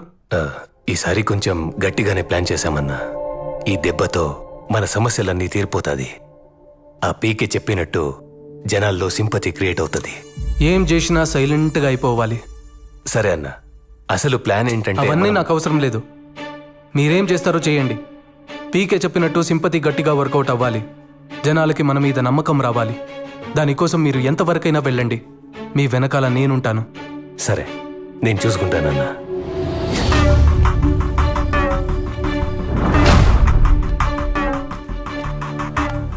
ఏంటయ్యా దస్తగిరి, ఎప్పటికైనా నమ్ముతుంటావా? ఈ పని చేస్తావా? చేస్తానన్నా, నేనే చేస్తాను. అన్నా, నేను మిమ్మల్ని గట్టిగా నమ్ముతా ఉంటానన్నా. ఈ పని నేనే చేస్తానన్నా. అన్నా, వెళ్దామా అన్నా? ఆడ మనకడ్డు ఎవడు లేడు కదా. నైట్ వాచ్మెన్ లేడు, వాని భార్య లేదు. అన్నా, ఆ రంగయ్య గాడేమో ఉట్టి విరికోడు. ఆఖరికి వాడి కుక్క కూడా లేదు. కుక్క అంటే గుర్తొచ్చుండాది. దాన్ని ఎలా చంపేసినారన్నా?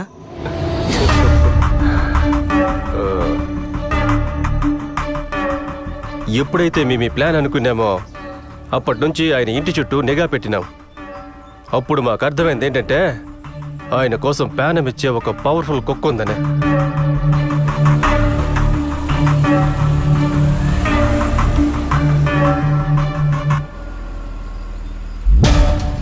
విశ్వాసం లేని బంధువుల కన్నా ఈ పెంచుకున్న కుక్కలే చాలా డేంజర్. దాని ప్యానం పోయినా వివేకాకి ఏం జరగనివ్వదు. దాన్ని చంపేస్తే వివేక ఊపిరి సగం తీసేసినట్టే అనుకున్నాం.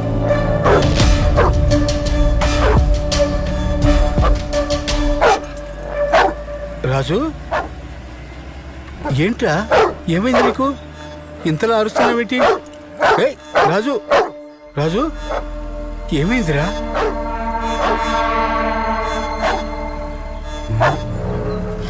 వెళ్ళింది ఇంటి చుట్టూ ఎన్నిసార్లు తిరుగుతూ అంటారు?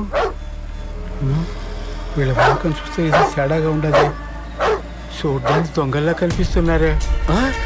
అరే రాజు, ఎక్కడికి పోతున్నావురా? రాజు ఆగు.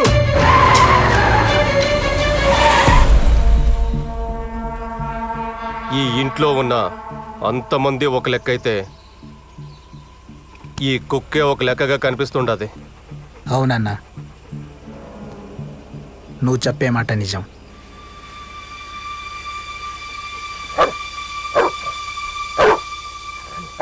అన్నా, ఇదే కరెక్ట్ టైం అన్నా. బండి ఎక్కించాయి. చంపేయన్నా, చంపేయ్.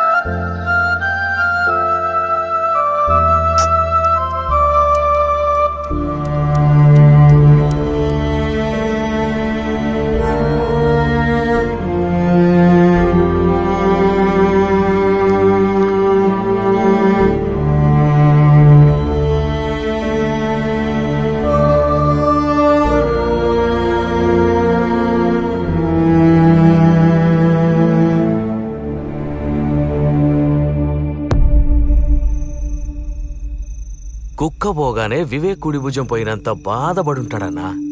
దానమ్మ అది బాంబుల కుక్క కాదన్నా. ఆ కుక్క ఒక్కటే 100 మంది పాలేగాళ్లతో సమానం అన్నా.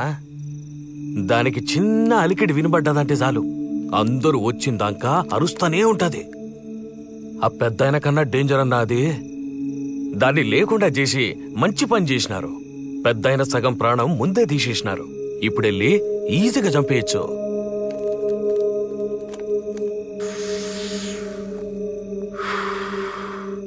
వేయడానికి గొడ్డలి మాత్రం మంచి తెచ్చుండవురా. ఏం మంచిదో పోన్నా. అది చేసేటప్పుడు శంకర్ రెడ్డి అన్న మాటలే గుర్తుకొస్తుంది.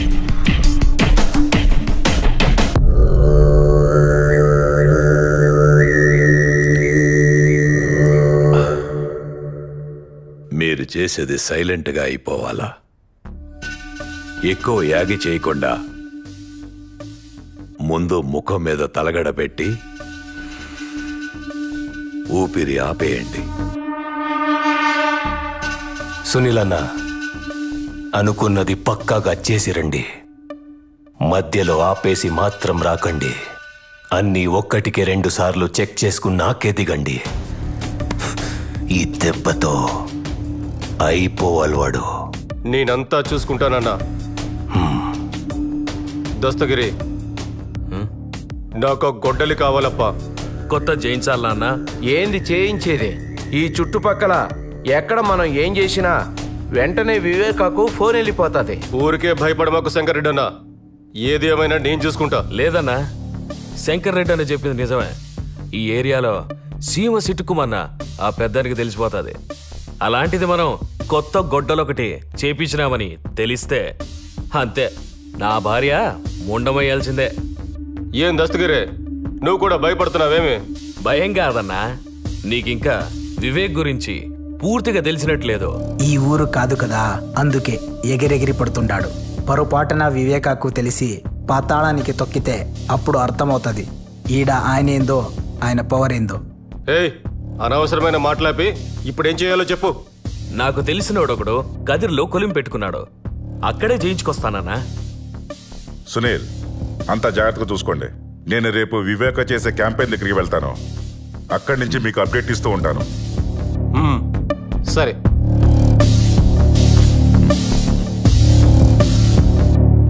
Cheers.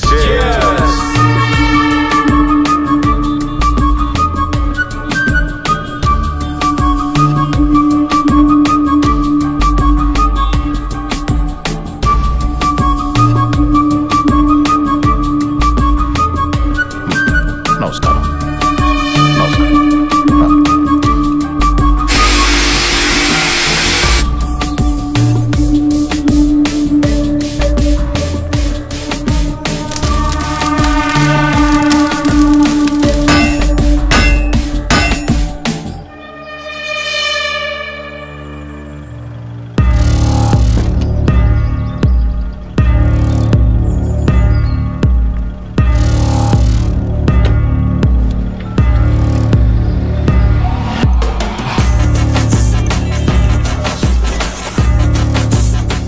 హలో సునీల్, వివేక ఇప్పుడే బయలుదేరినాడు క్యాంపెయిన్ నుంచి. ఓకే, ఇక్కడంతా నేను చూసుకుంటా.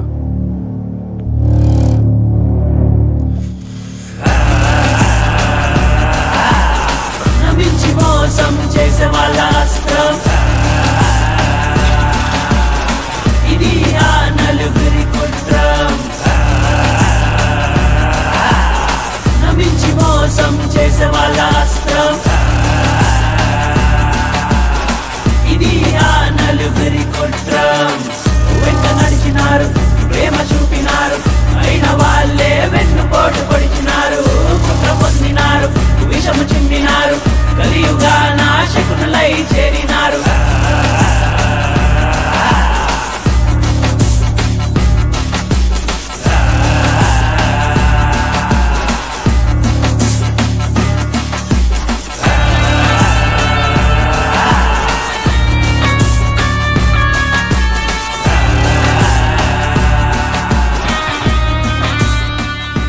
హలో సునీల్, ఏమై ఉండదు?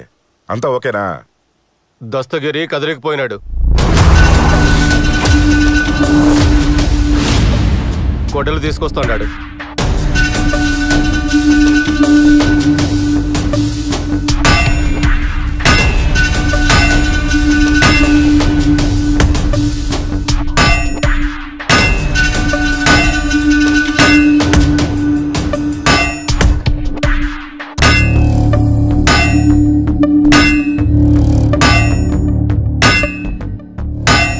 ఇప్పుడు ఎలాంటివేంది?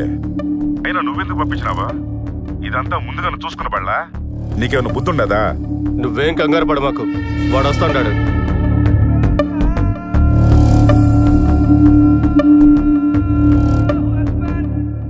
నువ్వు వాడు అప్డేట్ ఇస్తే చాలు. అది కాదు సునీల్. ఛ,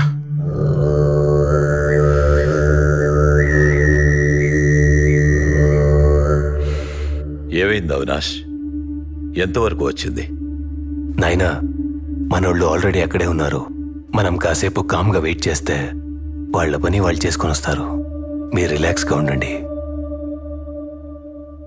ఇంతకీ అన్న ఏమంటున్నాడు? నవీన్ ఫోన్కి అప్డేట్స్ ఇవ్వమన్నాడు. జాగ్రత్తగా మెదడు వాడండి. ఏం చేసినా ఊరికే ఒకదానికొకటి చేసుకొని నెత్తి మీదేసుకోబాకండి. నాయనా, ముందు నువ్వు రిలాక్స్గా ఉండు. మిగతాదంతా నేను చూసుకుంటాను. ఊరికి నువ్వు భయపడి నన్ను భయపెట్ట మాకు.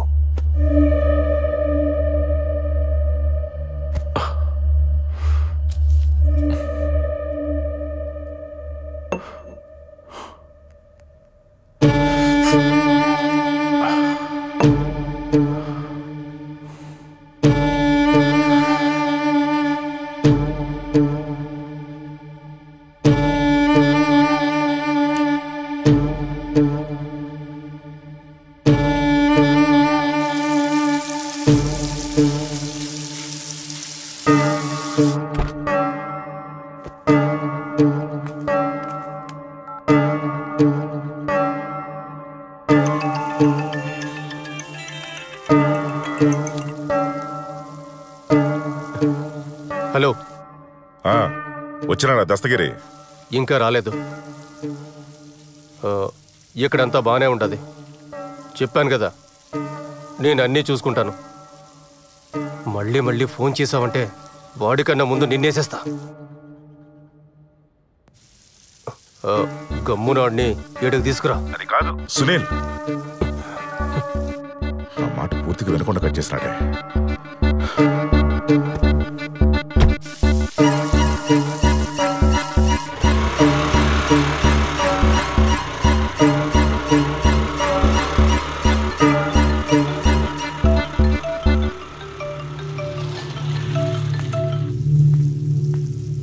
ఏం దస్తగిరి, ఫోన్ చేస్తా ఉంటే తీయడం లేదేందబ్బా? అన్నా డ్రైవింగ్లో ఉన్నానన్నా, టెన్షన్ అవుతా ఉంది. టెన్షన్ దేనికబ్బా? ఇంతకీ తెచ్చినావా లేదా? తెచ్చినానన్నా, బండిలో ఉండాది. సరే తొందరగా రా, పోయి మంత తాగుదాం. సరే అన్నా, వస్తాను. వీడేంటి ఇక్కడ? మళ్ళీ ఏ ఇంటి చుట్టే తిరుగుతూ ఉంటాడు? మొన్న వచ్చినప్పుడు కుక్క చచ్చిపోయింది. వీళ్ళంతా మళ్ళీ తిరుగుతున్నారంటే ఇంకేం ఘోరం జరగబోతాండాదో. ఈ విషయం అయ్యగారికి చెప్పాలి. ఆయన్ని ఎలాగైనా ఒప్పించి హైదరాబాద్కి పంపించాలి. అంత రెడీగా ఉండదన్నా, ఆ వివేక్ రావడమే ఆలస్యం.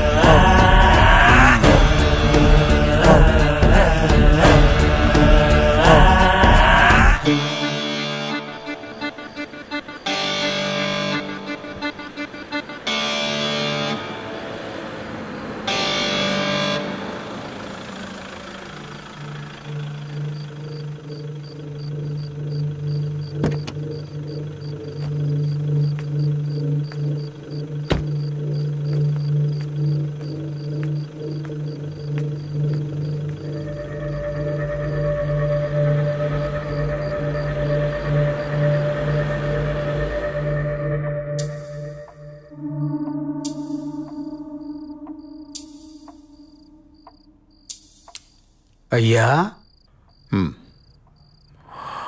డ్రైవర్ని పిలిపించి హైదరాబాద్కి వెళ్ళిపోండి అయ్యా.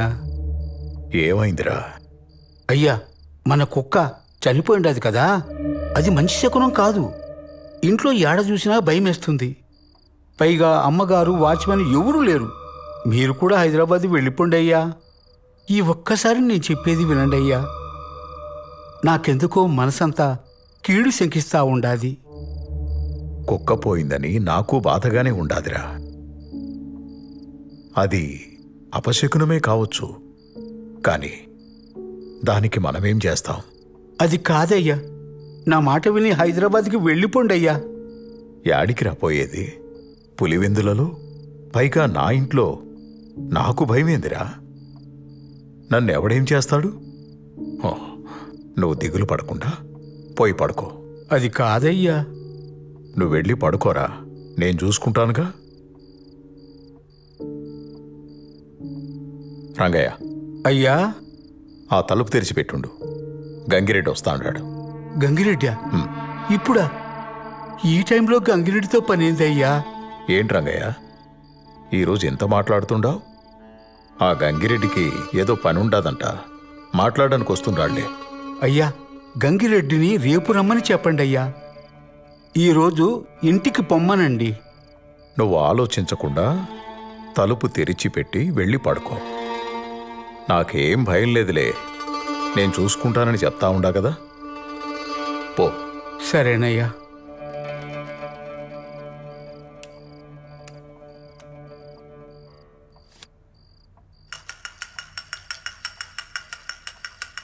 ఏందన్నా ఇప్పుడే వచ్చినారా?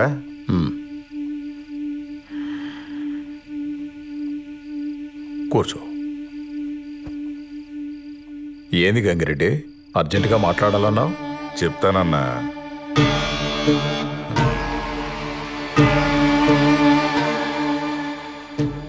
ఆ టైం కూడా వచ్చుండాది. దేని గురించి మాట్లాడాలి గంగిరెడ్డి? మీ గురించే బాధపడతాండన్నా. నా గురించా? నా గురించి ఎందుకు రెడ్డి? పాపం ఇంట్లో నువ్వు ఒక్కడివే ఉండవు, కనీసం సెక్యూరిటీ కూడా పెట్టుకోలేదే. కాస్త జాగ్రత్తగా ఉండబాళ్ళా?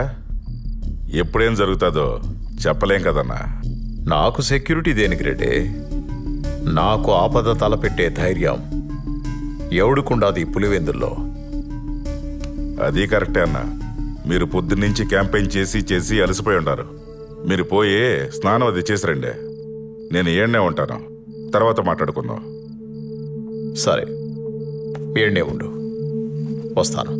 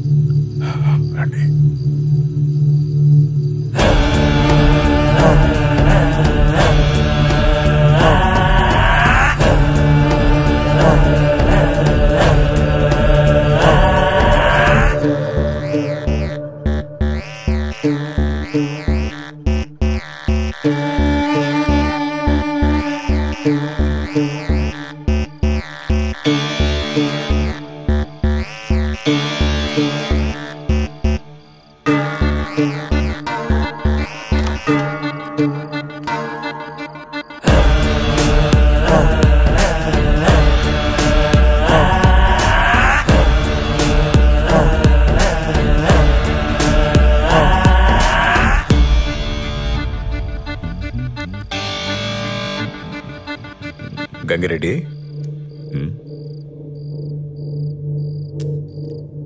ఈ టైంలో వీళ్ళేంటి ఇక్కడ? అదేనా, ఆ బెంగళూరు సెటిల్మెంట్ గురించి మాట్లాడదామని వచ్చుంటారులే. మీరే కంగారు పడకండి అన్నా, అంతా నేను చెప్తాలే కానీ మీరు వచ్చి కూర్చోండి అన్నా. ఆ సెటిల్మెంట్ పంచాయతీ ఎప్పుడూ అయిపోయింది కదా.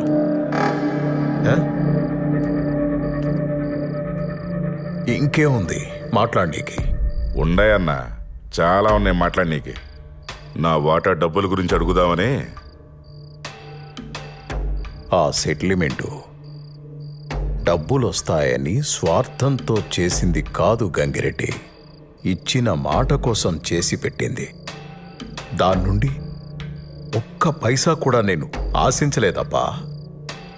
మరి నీకెందుకు ఇలాంటి దుర్బుద్ధి పుట్టిందో తెలియడం లేదు. అవును, నేను దుర్మార్గుడినే, నాకు నా డబ్బు కావాల్సిందే. నువ్వు ఇచ్చిన మాట కోసం చేసావో నీ స్వార్థం కోసం చేసావో అదంతా నాకు అనవసరం. నా డబ్బు నాకు కావాలి. ఎన్నిసార్లు చెప్పాలయ్యా నీకు? అర్థం కావట్లేదా? ఇది డబ్బుల కోసం చేసింది కాదు. దీని గురించి మర్చిపో. మళ్ళీ ఈ మ్యాటర్ గురించి మాట్లాడాల్సిన అవసరం లేదు. మాట్లాడితే వెళ్ళిపోతాండో. కూసో. నా డబ్బు నాకు కావాలి, నా వాటర్ నాకు కావాలి. ఇస్తావా లేదో చెప్పు. ఆల్రెడీ నీకు చెప్పాను కదా, ఇంకేముంది మాట్లాడడానికి? దీని గురించి మాట్లాడడానికి ఏమీ లేదు. అర్థమవుతుందా? అవదో, నాకు అర్థం అవ్వదు. నా వాటా నాకు కావాలి అంతే. ఇస్తావా లేదా చెప్పు. నా దగ్గర డబ్బు లేదు, నేనివ్వను. ఏంట్రా మాటలతో చెప్తే అర్థం కదా, చేతులతో చెప్పాలా? నువ్వు సెటిల్మెంట్ ని డబ్బు కోసం చేసావో దేనికోసం చేసావో మాకు తెలుసు. మా డబ్బు మాకు కావాలి, ఇస్తావా లేదా? సునీల్, వాణ్ణి అంత టార్చర్ పెట్టాల్సిన అవసరం లేదు. ఆడికి ఆల్రెడీ స్టంట్ వేశారు. కిందికి లాగి గుండె మీద 2 గుద్దు, ఊపిరి అలాగే ఆగిపోతుంది.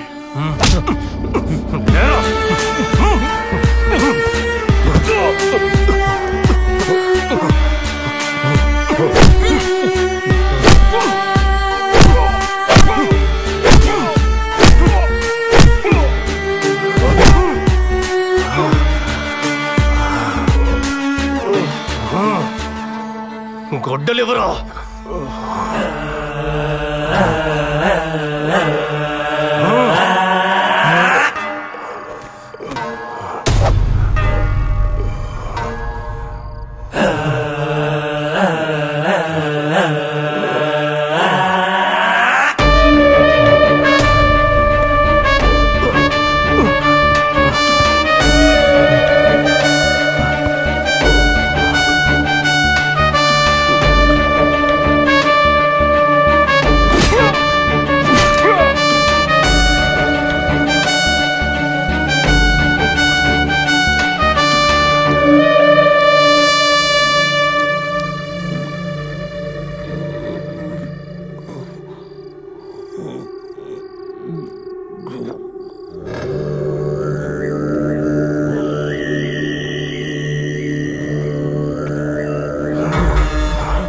రేయ్, రాయిరా. మేం చెప్పినట్టు లెటర్ రాయ్. రాయమంటుంటే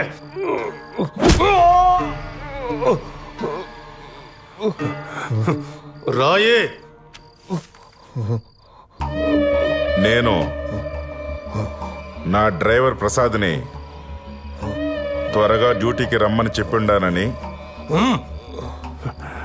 వాడు వచ్చి నన్ను ఇలా పుట్టినాడు. వాణ్ణి మాత్రం వదలొద్దు. నేను చాలా కష్టపడి ఈ లెటర్ రాస్తా ఉన్నాను. ఇట్లు వివేక.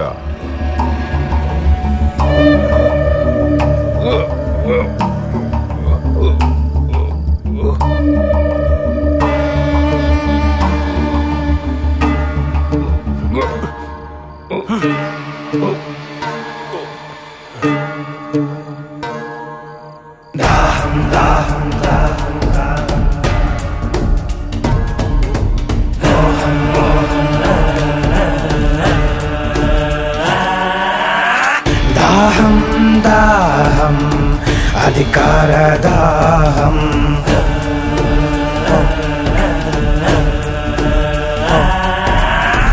మోహం మోహం కుర్చీ మీద మోహం,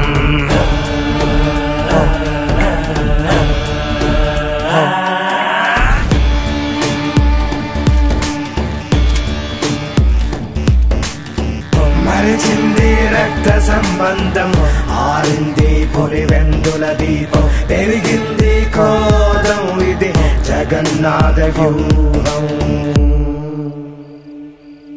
ఇది బయటకి రాని చక్ర వ్యూహం.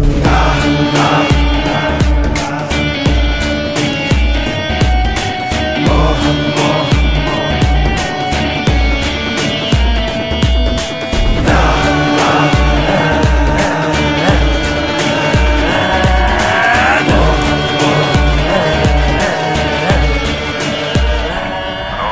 గంగిరెడ్డి, మనకు కావాల్సిందేమైనా దొరికిందా? అదే పని మీద ఉన్నాను అవినాష్, దొరకగానే చెప్తాను. ఆ ముసలోడి ఊపిరి ఆరిందా? వాళ్ళు అదే పని మీద ఉంటారు. పని అయినాక కాల్ చేయండి. ఓకే.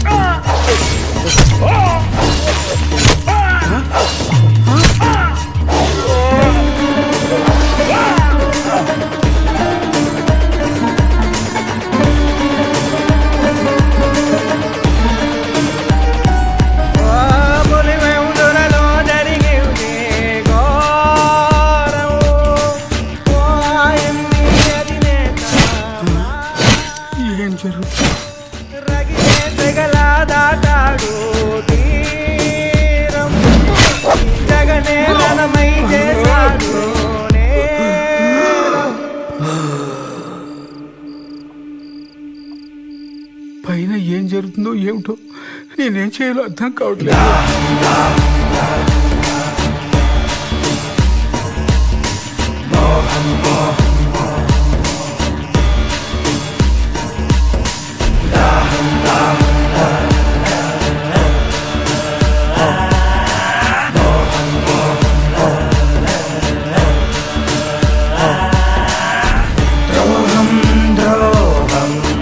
విశ్వాసద్రోహం మదనం మదనం తెర వెనక మరణం.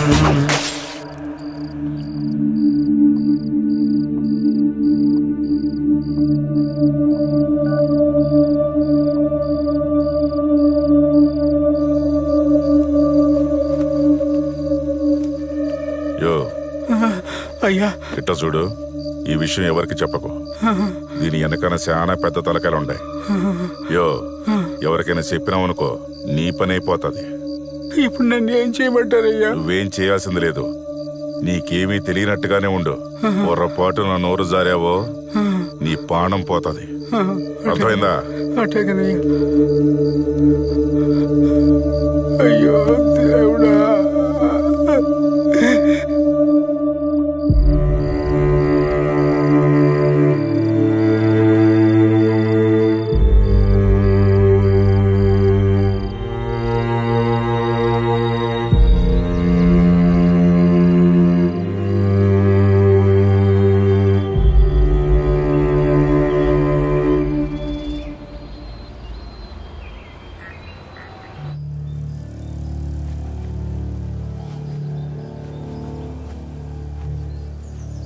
ఏంటి సార్ ఇది? ప్రొసీజర్ ఫాలో చేయట్లేదు. ఇలా అయితే ఎవిడెన్స్ మొత్తం పాడైపోతుంది. ఇప్పుడు క్లీన్ చేయొద్దు సార్, ప్రొసీజర్ ఫాలో అవుదాం. ముందు నువ్వు కామ్గా ఉండు, మిగతావన్నీ నేను చూసుకుంటాను. అలా కాదు సార్, ఇలా చేస్తే ఆధారాలు పోతాయి. దయచేసి నా మాట వినండి.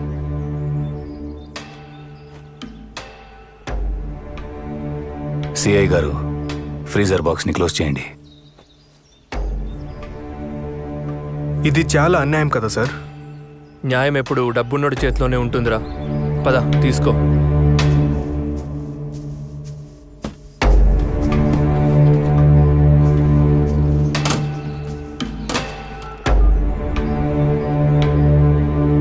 అన్నా, బాబాయ్కి హార్ట్ అటాక్ అయింది. బాత్రూంలో పడి తల తగిలి రక్తం పోయి చనిపోయాడని సునీతకు అప్డేట్ చేశాం. అన్నా, ఇక్కడంతా సేఫ్. బాడీ మొత్తం పూలతో కప్పేసి స్టిచ్చింగ్ చేసేసాం. ఫ్రీజర్ కూడా తెప్పించుండాం. నువ్వు తొందరగా వస్తే క్రిమేషన్ చేయించిద్దాం. నాకీడ చిన్న పనుండది, చూసుకుని బయలుదేరుతాను. సరే అన్నా. ఈ లోపు నువ్వు అక్కడంతా జాగ్రత్తగా చూసుకో.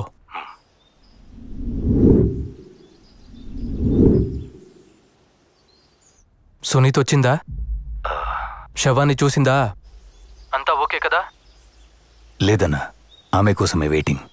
కానీ ఏం భయం లేదు, ఇక్కడంతా సెట్ అయింది. సరే, జాగ్రత్తగా ఉండండి. ఏదైనా సరే నాకు పిన్ టు పిన్ అప్డేట్ చేస్తూ ఉండండి. మురిపాలు పోత పోసి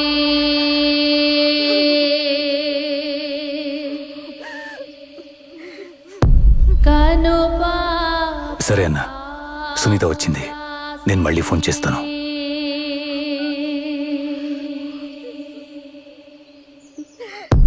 కాలు కందిపోకుండా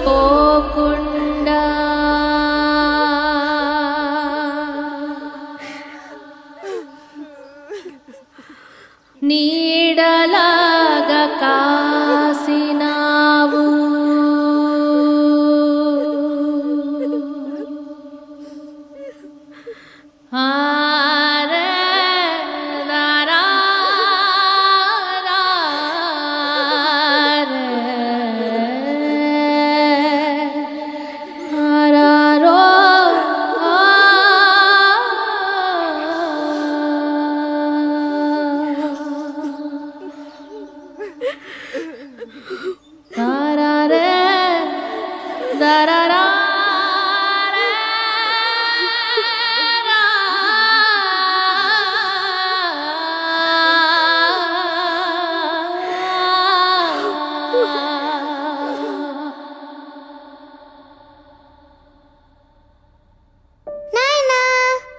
నాయనా ఈసారి కూడా జిల్లా స్థాయి రేస్ కాంపిటీషన్లో నేనే ఫస్ట్ వచ్చాను. ఇదిగో ప్రైజ్ కూడా ఇచ్చారు. హా. నా చిన్నారి తల్లి, అన్నిట్లో నువ్వే ఫస్ట్ వస్తావని నాకు తెలుసు. ఇంతకీ నువ్వు పెద్ద అయినాక ఏమవ్వాలనుకుంటున్నావు తల్లి? నేను కూడా పెద్ద నాయనలాగే 5 రూపాయల డాక్టర్ అవుతాను నాయనా. పెద్ద నాయనలాగా అందరినీ బాగా చూసుకుంటాను. అయితే నన్ను కూడా బాగా చూసుకుంటావు కదా? నిన్నైతే పక్కనే ఉండి బాగా చూసుకుంటా నాయనా. నేను పక్కనుండుంటే ఇదంతా జరుగుండేది కాదు కదా నాయన. ఇదంతా నాదే తప్పు. నన్ను క్షమించండి నాయన. నా బంగారు తల్లి. వివేకాలు పంచే నాయనా,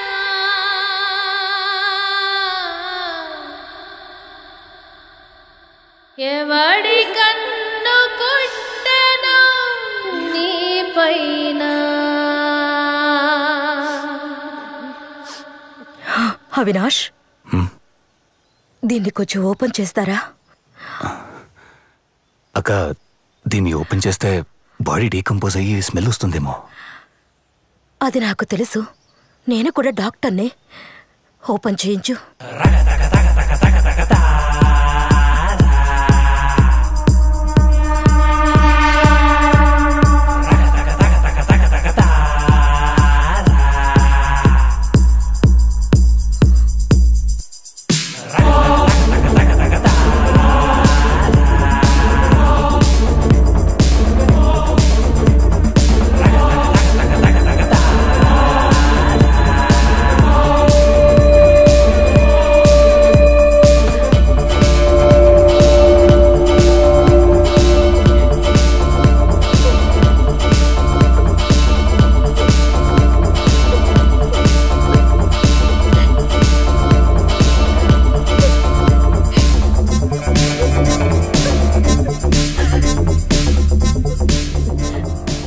అవినాష్, నాయన బాడీని పోస్ట్ మార్టంకి పంపించు. ఎందుకక్క చచ్చిన మనిషిని మళ్ళీ చంపడం? పోస్ట్ మార్టం అంటే బాడీని చీల్చి చండాలం చేస్తారు. బాబాయ్ని ఇలాగే ప్రశాంతంగా పంపించేద్దాం. పోస్ట్ మార్టం అంతా వద్దనుకుంటా. అవినాష్, చెప్పింది చెయ్యి.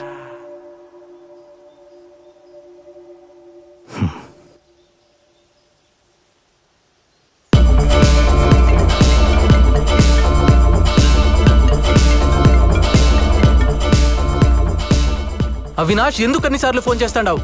నేను చెప్పాను కదా నాకు కొంచెం పనుండి అది చూసుకొని వస్తానని. అది కాదన్నా, సునీత పోస్ట్ మార్టం చేయాలంటుంది. కేసు ఫైల్ చేపిస్తోంది. ఏం చేయాలో తెలియట్లేదు. సరే, నేను వస్తాను. ఈలోగా నువ్వు సిచ్యువేషన్ మన చెయ్యి దాటకుండా చూసుకో చాలు. సరే అన్నా. స్పీచ్ వచ్చిండదా లేదా? ఇంకా ఎంతసేపు? అక్కడ కొంపలు మునిగిపోతాండాయి. వచ్చిండది. ప్రజల నుంచి సానుభూతి పొందేందుకు బాబాయ్ హత్యని రాజకీయంగా వాడుకున్నాడు.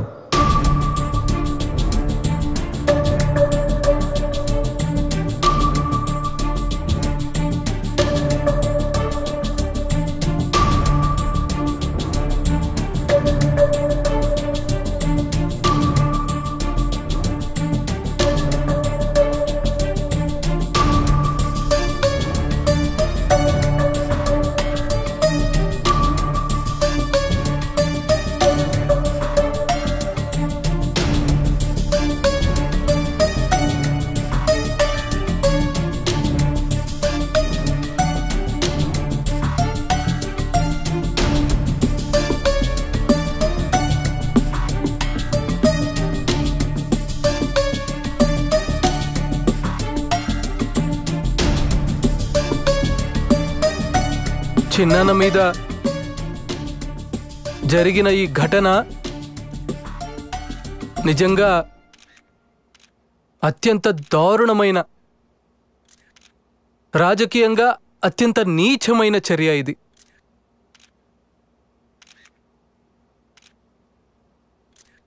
ఒక వ్యక్తిని,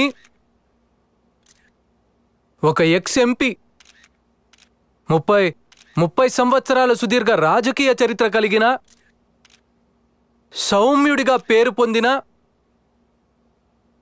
ఒక ఎక్స్ ఎంపీని అతి కిరాతకంగా ఇంట్లోకి చొరబడి చిన్నానను బెడ్రూమ్లో బెడ్ పక్కన గొడ్డలితో నరకడం జరిగింది. జరిగిన తర్వాత తల మీదే దాదాపుగా 5 సార్లు గొడ్డలితో నరికారు. నరికిన తర్వాత తాను బాత్రూంకు వెళ్ళి బాత్రూంలో రక్తం కక్కుకుని బాత్రూంలో, ఆ తర్వాత బెడ్రూమ్ నుంచి బెడ్ పక్క నుంచి బాత్రూమ్ దాకా తీసుకుపోయారు. బాత్రూంలో తను రక్తం పూసినారు. కమోడ్కు తను కొట్టుకుని కిందపడి చనిపోయినట్టుగా చిత్రీకరించే కార్యక్రమం జరిగింది. మరి నేను అడుగుతా ఉన్నాను, ఇంత పగడ్బందీగా చిన్నానను బెడ్రూమ్లో బెడ్ పక్కన అటాక్ చేసి అదే మనిషిని ఎత్తుకుని పోయి బాత్రూంలో మళ్ళీ ఆ యాక్ట్ని ఎనాక్ట్ చేసి కమోరుడుకు రక్తాన్ని కూడా చూపిస్తూ ఇంత పగడ్బందీగా ఆయన స్పృహ తప్పి పడిపోయే క్రమంలో తాను చనిపోయినట్టుగా ఫ్యాబ్రికేట్ చేసి చూపిస్తా ఉన్నప్పుడు చిన్నాన how can he write a letter? అంటే ఏంటి, వాళ్ళ సమక్షంలోనే తన లెటర్ రాస్తాడా? అంటే తన సమక్షంలో వాళ్ళు రక్తంతో కూడిన లెటర్ రాయగలుగుతాడా? తన సమక్షంలో వాళ్ళు చంపించే హంతకుల సమక్షంలోనే తాను లెటర్ రాస్తూ ఉంటే ఆ హంతకులు చూస్తూ ఊరుకుంటారా? అంటే దాని అర్థం ఏంటి అనంటే ఆ లెటర్ కూడా ఫ్యాబ్రికేటెడ్ లెటరేని. ఒక లెటర్ని కూడా ఫ్యాబ్రికేట్ చేసి పోలీసులు చూపిస్తున్నారు అనంటే, ఒక డ్రైవర్ మీద నేరాన్ని నెడుతూ ఒక పోలీసులు ఒక ఫ్యాబ్రికేటెడ్ లెటర్ని కూడా చూపిస్తున్నారు అనంటే టోటల్గా ఈ వ్యవహారం అంతా కాన్స్పిరసీ తీరు నుంచి పక్కకు పోయి ఒక ఎక్స్ ఎంపీని అత్యంత దారుణంగా చంపారున్న విషయం మీద నుంచి పక్కకు పోయి ఒక సౌమ్యుణ్ణి అన్యాయంగా చంపినారున్న అంశం మీద నుంచి పక్కకు పోయి టోటల్గా ఈ విషయాన్ని వేరే పద్ధతులకి తీసుకెళ్లే కార్యక్రమం దగ్గరుండి జరుగుతూ ఉంది అక్కడ. అందుకనే నేను గట్టిగా డిమాండ్ చేస్తా ఉన్నాను, we want a CBI enquiry. ఆ రోజుల్లో నాన్న ప్రతిపక్ష నాయకుడిగా ఉన్నప్పుడు రాజారెడ్డిగా అబ్బన్ చంపినప్పుడు చంద్రబాబు నాయుడే, నాన్నగారు ప్రతిపక్షంలో ఉన్నప్పుడు రాజారెడ్డిగా అబ్బన్ చంపినప్పుడు చంద్రబాబు నాయుడే, మళ్ళా నాన్నగారు హెలికాప్టర్ క్రాష్ లో చనిపోయినప్పుడు అసెంబ్లీలో అన్న మాటలు చంద్రబాబు నాయుడు గారే, నాన్నగారు హెలికాప్టర్ క్రాష్ లో చనిపోయినప్పుడు అసెంబ్లీలో అన్న మాటలు చంద్రబాబు నాయుడు గారే, నా మీద దాడి జరిగినప్పుడు చంద్రబాబు నాయుడు గారే ముఖ్యమంత్రిగా ఉన్న వ్యక్తి, నా మీద దాడి జరిగినప్పుడు చంద్రబాబు నాయుడు గారే ముఖ్యమంత్రిగా ఉన్న వ్యక్తి. ఇవాళ చిన్నాయన మీద దాడి జరిగిన నేపథ్యంలో ముఖ్యమంత్రిగా ఉన్న వ్యక్తి మళ్ళీ చంద్రబాబు నాయుడే. మళ్ళీ ఇవాళ చిన్నాయన మీద దాడి జరిగిన నేపథ్యంలో ముఖ్యమంత్రిగా ఉన్న వ్యక్తి మళ్ళీ చంద్రబాబు నాయుడు గారే. ఇలా ఎటు చూసినా కూడా కాన్స్పిరసీ తీరే కనిపిస్తా ఉంది. అందుకనే మేము గట్టిగా డిమాండ్ చేస్తా ఉన్నాము, we want a CBI enquiry. CBI enquiry చేయిస్తేనే ఈ రాష్ట్ర ప్రభుత్వ అధికారులు చంద్రబాబు నాయుడు గారికి రిపోర్ట్ చేసే పరిస్థితి నుంచి పక్కకు పోయి, ఎప్పుడైతే రాష్ట్ర ప్రభుత్వ అధికారులు ఎంక్వైరీని చంద్రబాబు నాయుడు గారికి రిపోర్ట్ చేయని పరిస్థితి ఏర్పడుతుందో అప్పుడే ఖచ్చితంగా న్యాయం అనేది జరుగుతుంది. ఎక్కడ చూసినా కూడా కాన్స్పిరసీ థియరీ కనిపిస్తా ఉంది. సిబిఐ ఎంక్వైరీ చేస్తేనే రాష్ట్ర ప్రభుత్వం అధికారుల చేతిలో నుంచి ఈ ఎంక్వైరీ చంద్రబాబు నాయుడు గారికి రిపోర్ట్ చేసే పరిస్థితి నుంచి బయటికి పోయి, ఎప్పుడైతే చంద్రబాబు నాయుడు గారికి రిపోర్ట్ చేసే పరిస్థితి నుంచి ఇండిపెండెంట్ గా ఎంక్వైరీ చేసే పరిస్థితి ఎప్పుడైతే వస్తుందో అప్పుడే న్యాయం అనేది ఖచ్చితంగా జరుగుతుంది. సో అందుకనే నిజాలు బయటికి రావాలి, చేసిన వాళ్ళు ఎవరైనా కూడా వాళ్ళ మూలాలు తెలియాలి. అందుకనే we demanding a CBI enquiry. ఈ CBI enquiry కోసం we will represent to everybody whomsoever needs to be represented. So we are demanding a CBI enquiry. ఈ CBI enquiry కోసం we will represent to everybody whomsoever needs to be represented.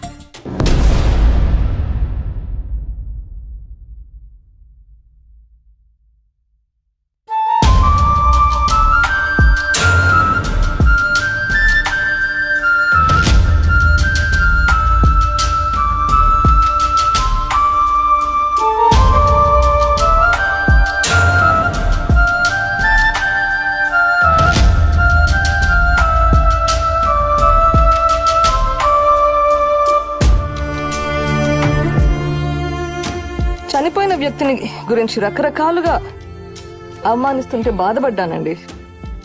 కూతురిగా మరింత కుంగించినాను.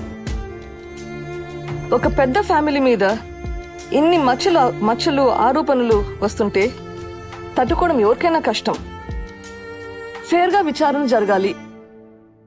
దోషులు ఎవరైనా ఎంతటి వారైనా శిక్ష పడాలి. ఇంతకు మించి ఈ స్టేజ్లో నేను ఏం చెప్పినా గానీ బాగుండదండి. నా బాధను అర్థం చేసుకోండి. I just want a fair investigation at this point. కన్న బిడ్డలెక్క ప్రజలా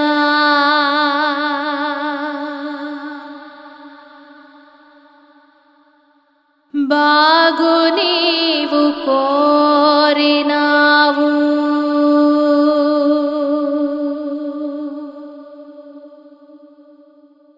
వివేకాలు పంచే నాయనా,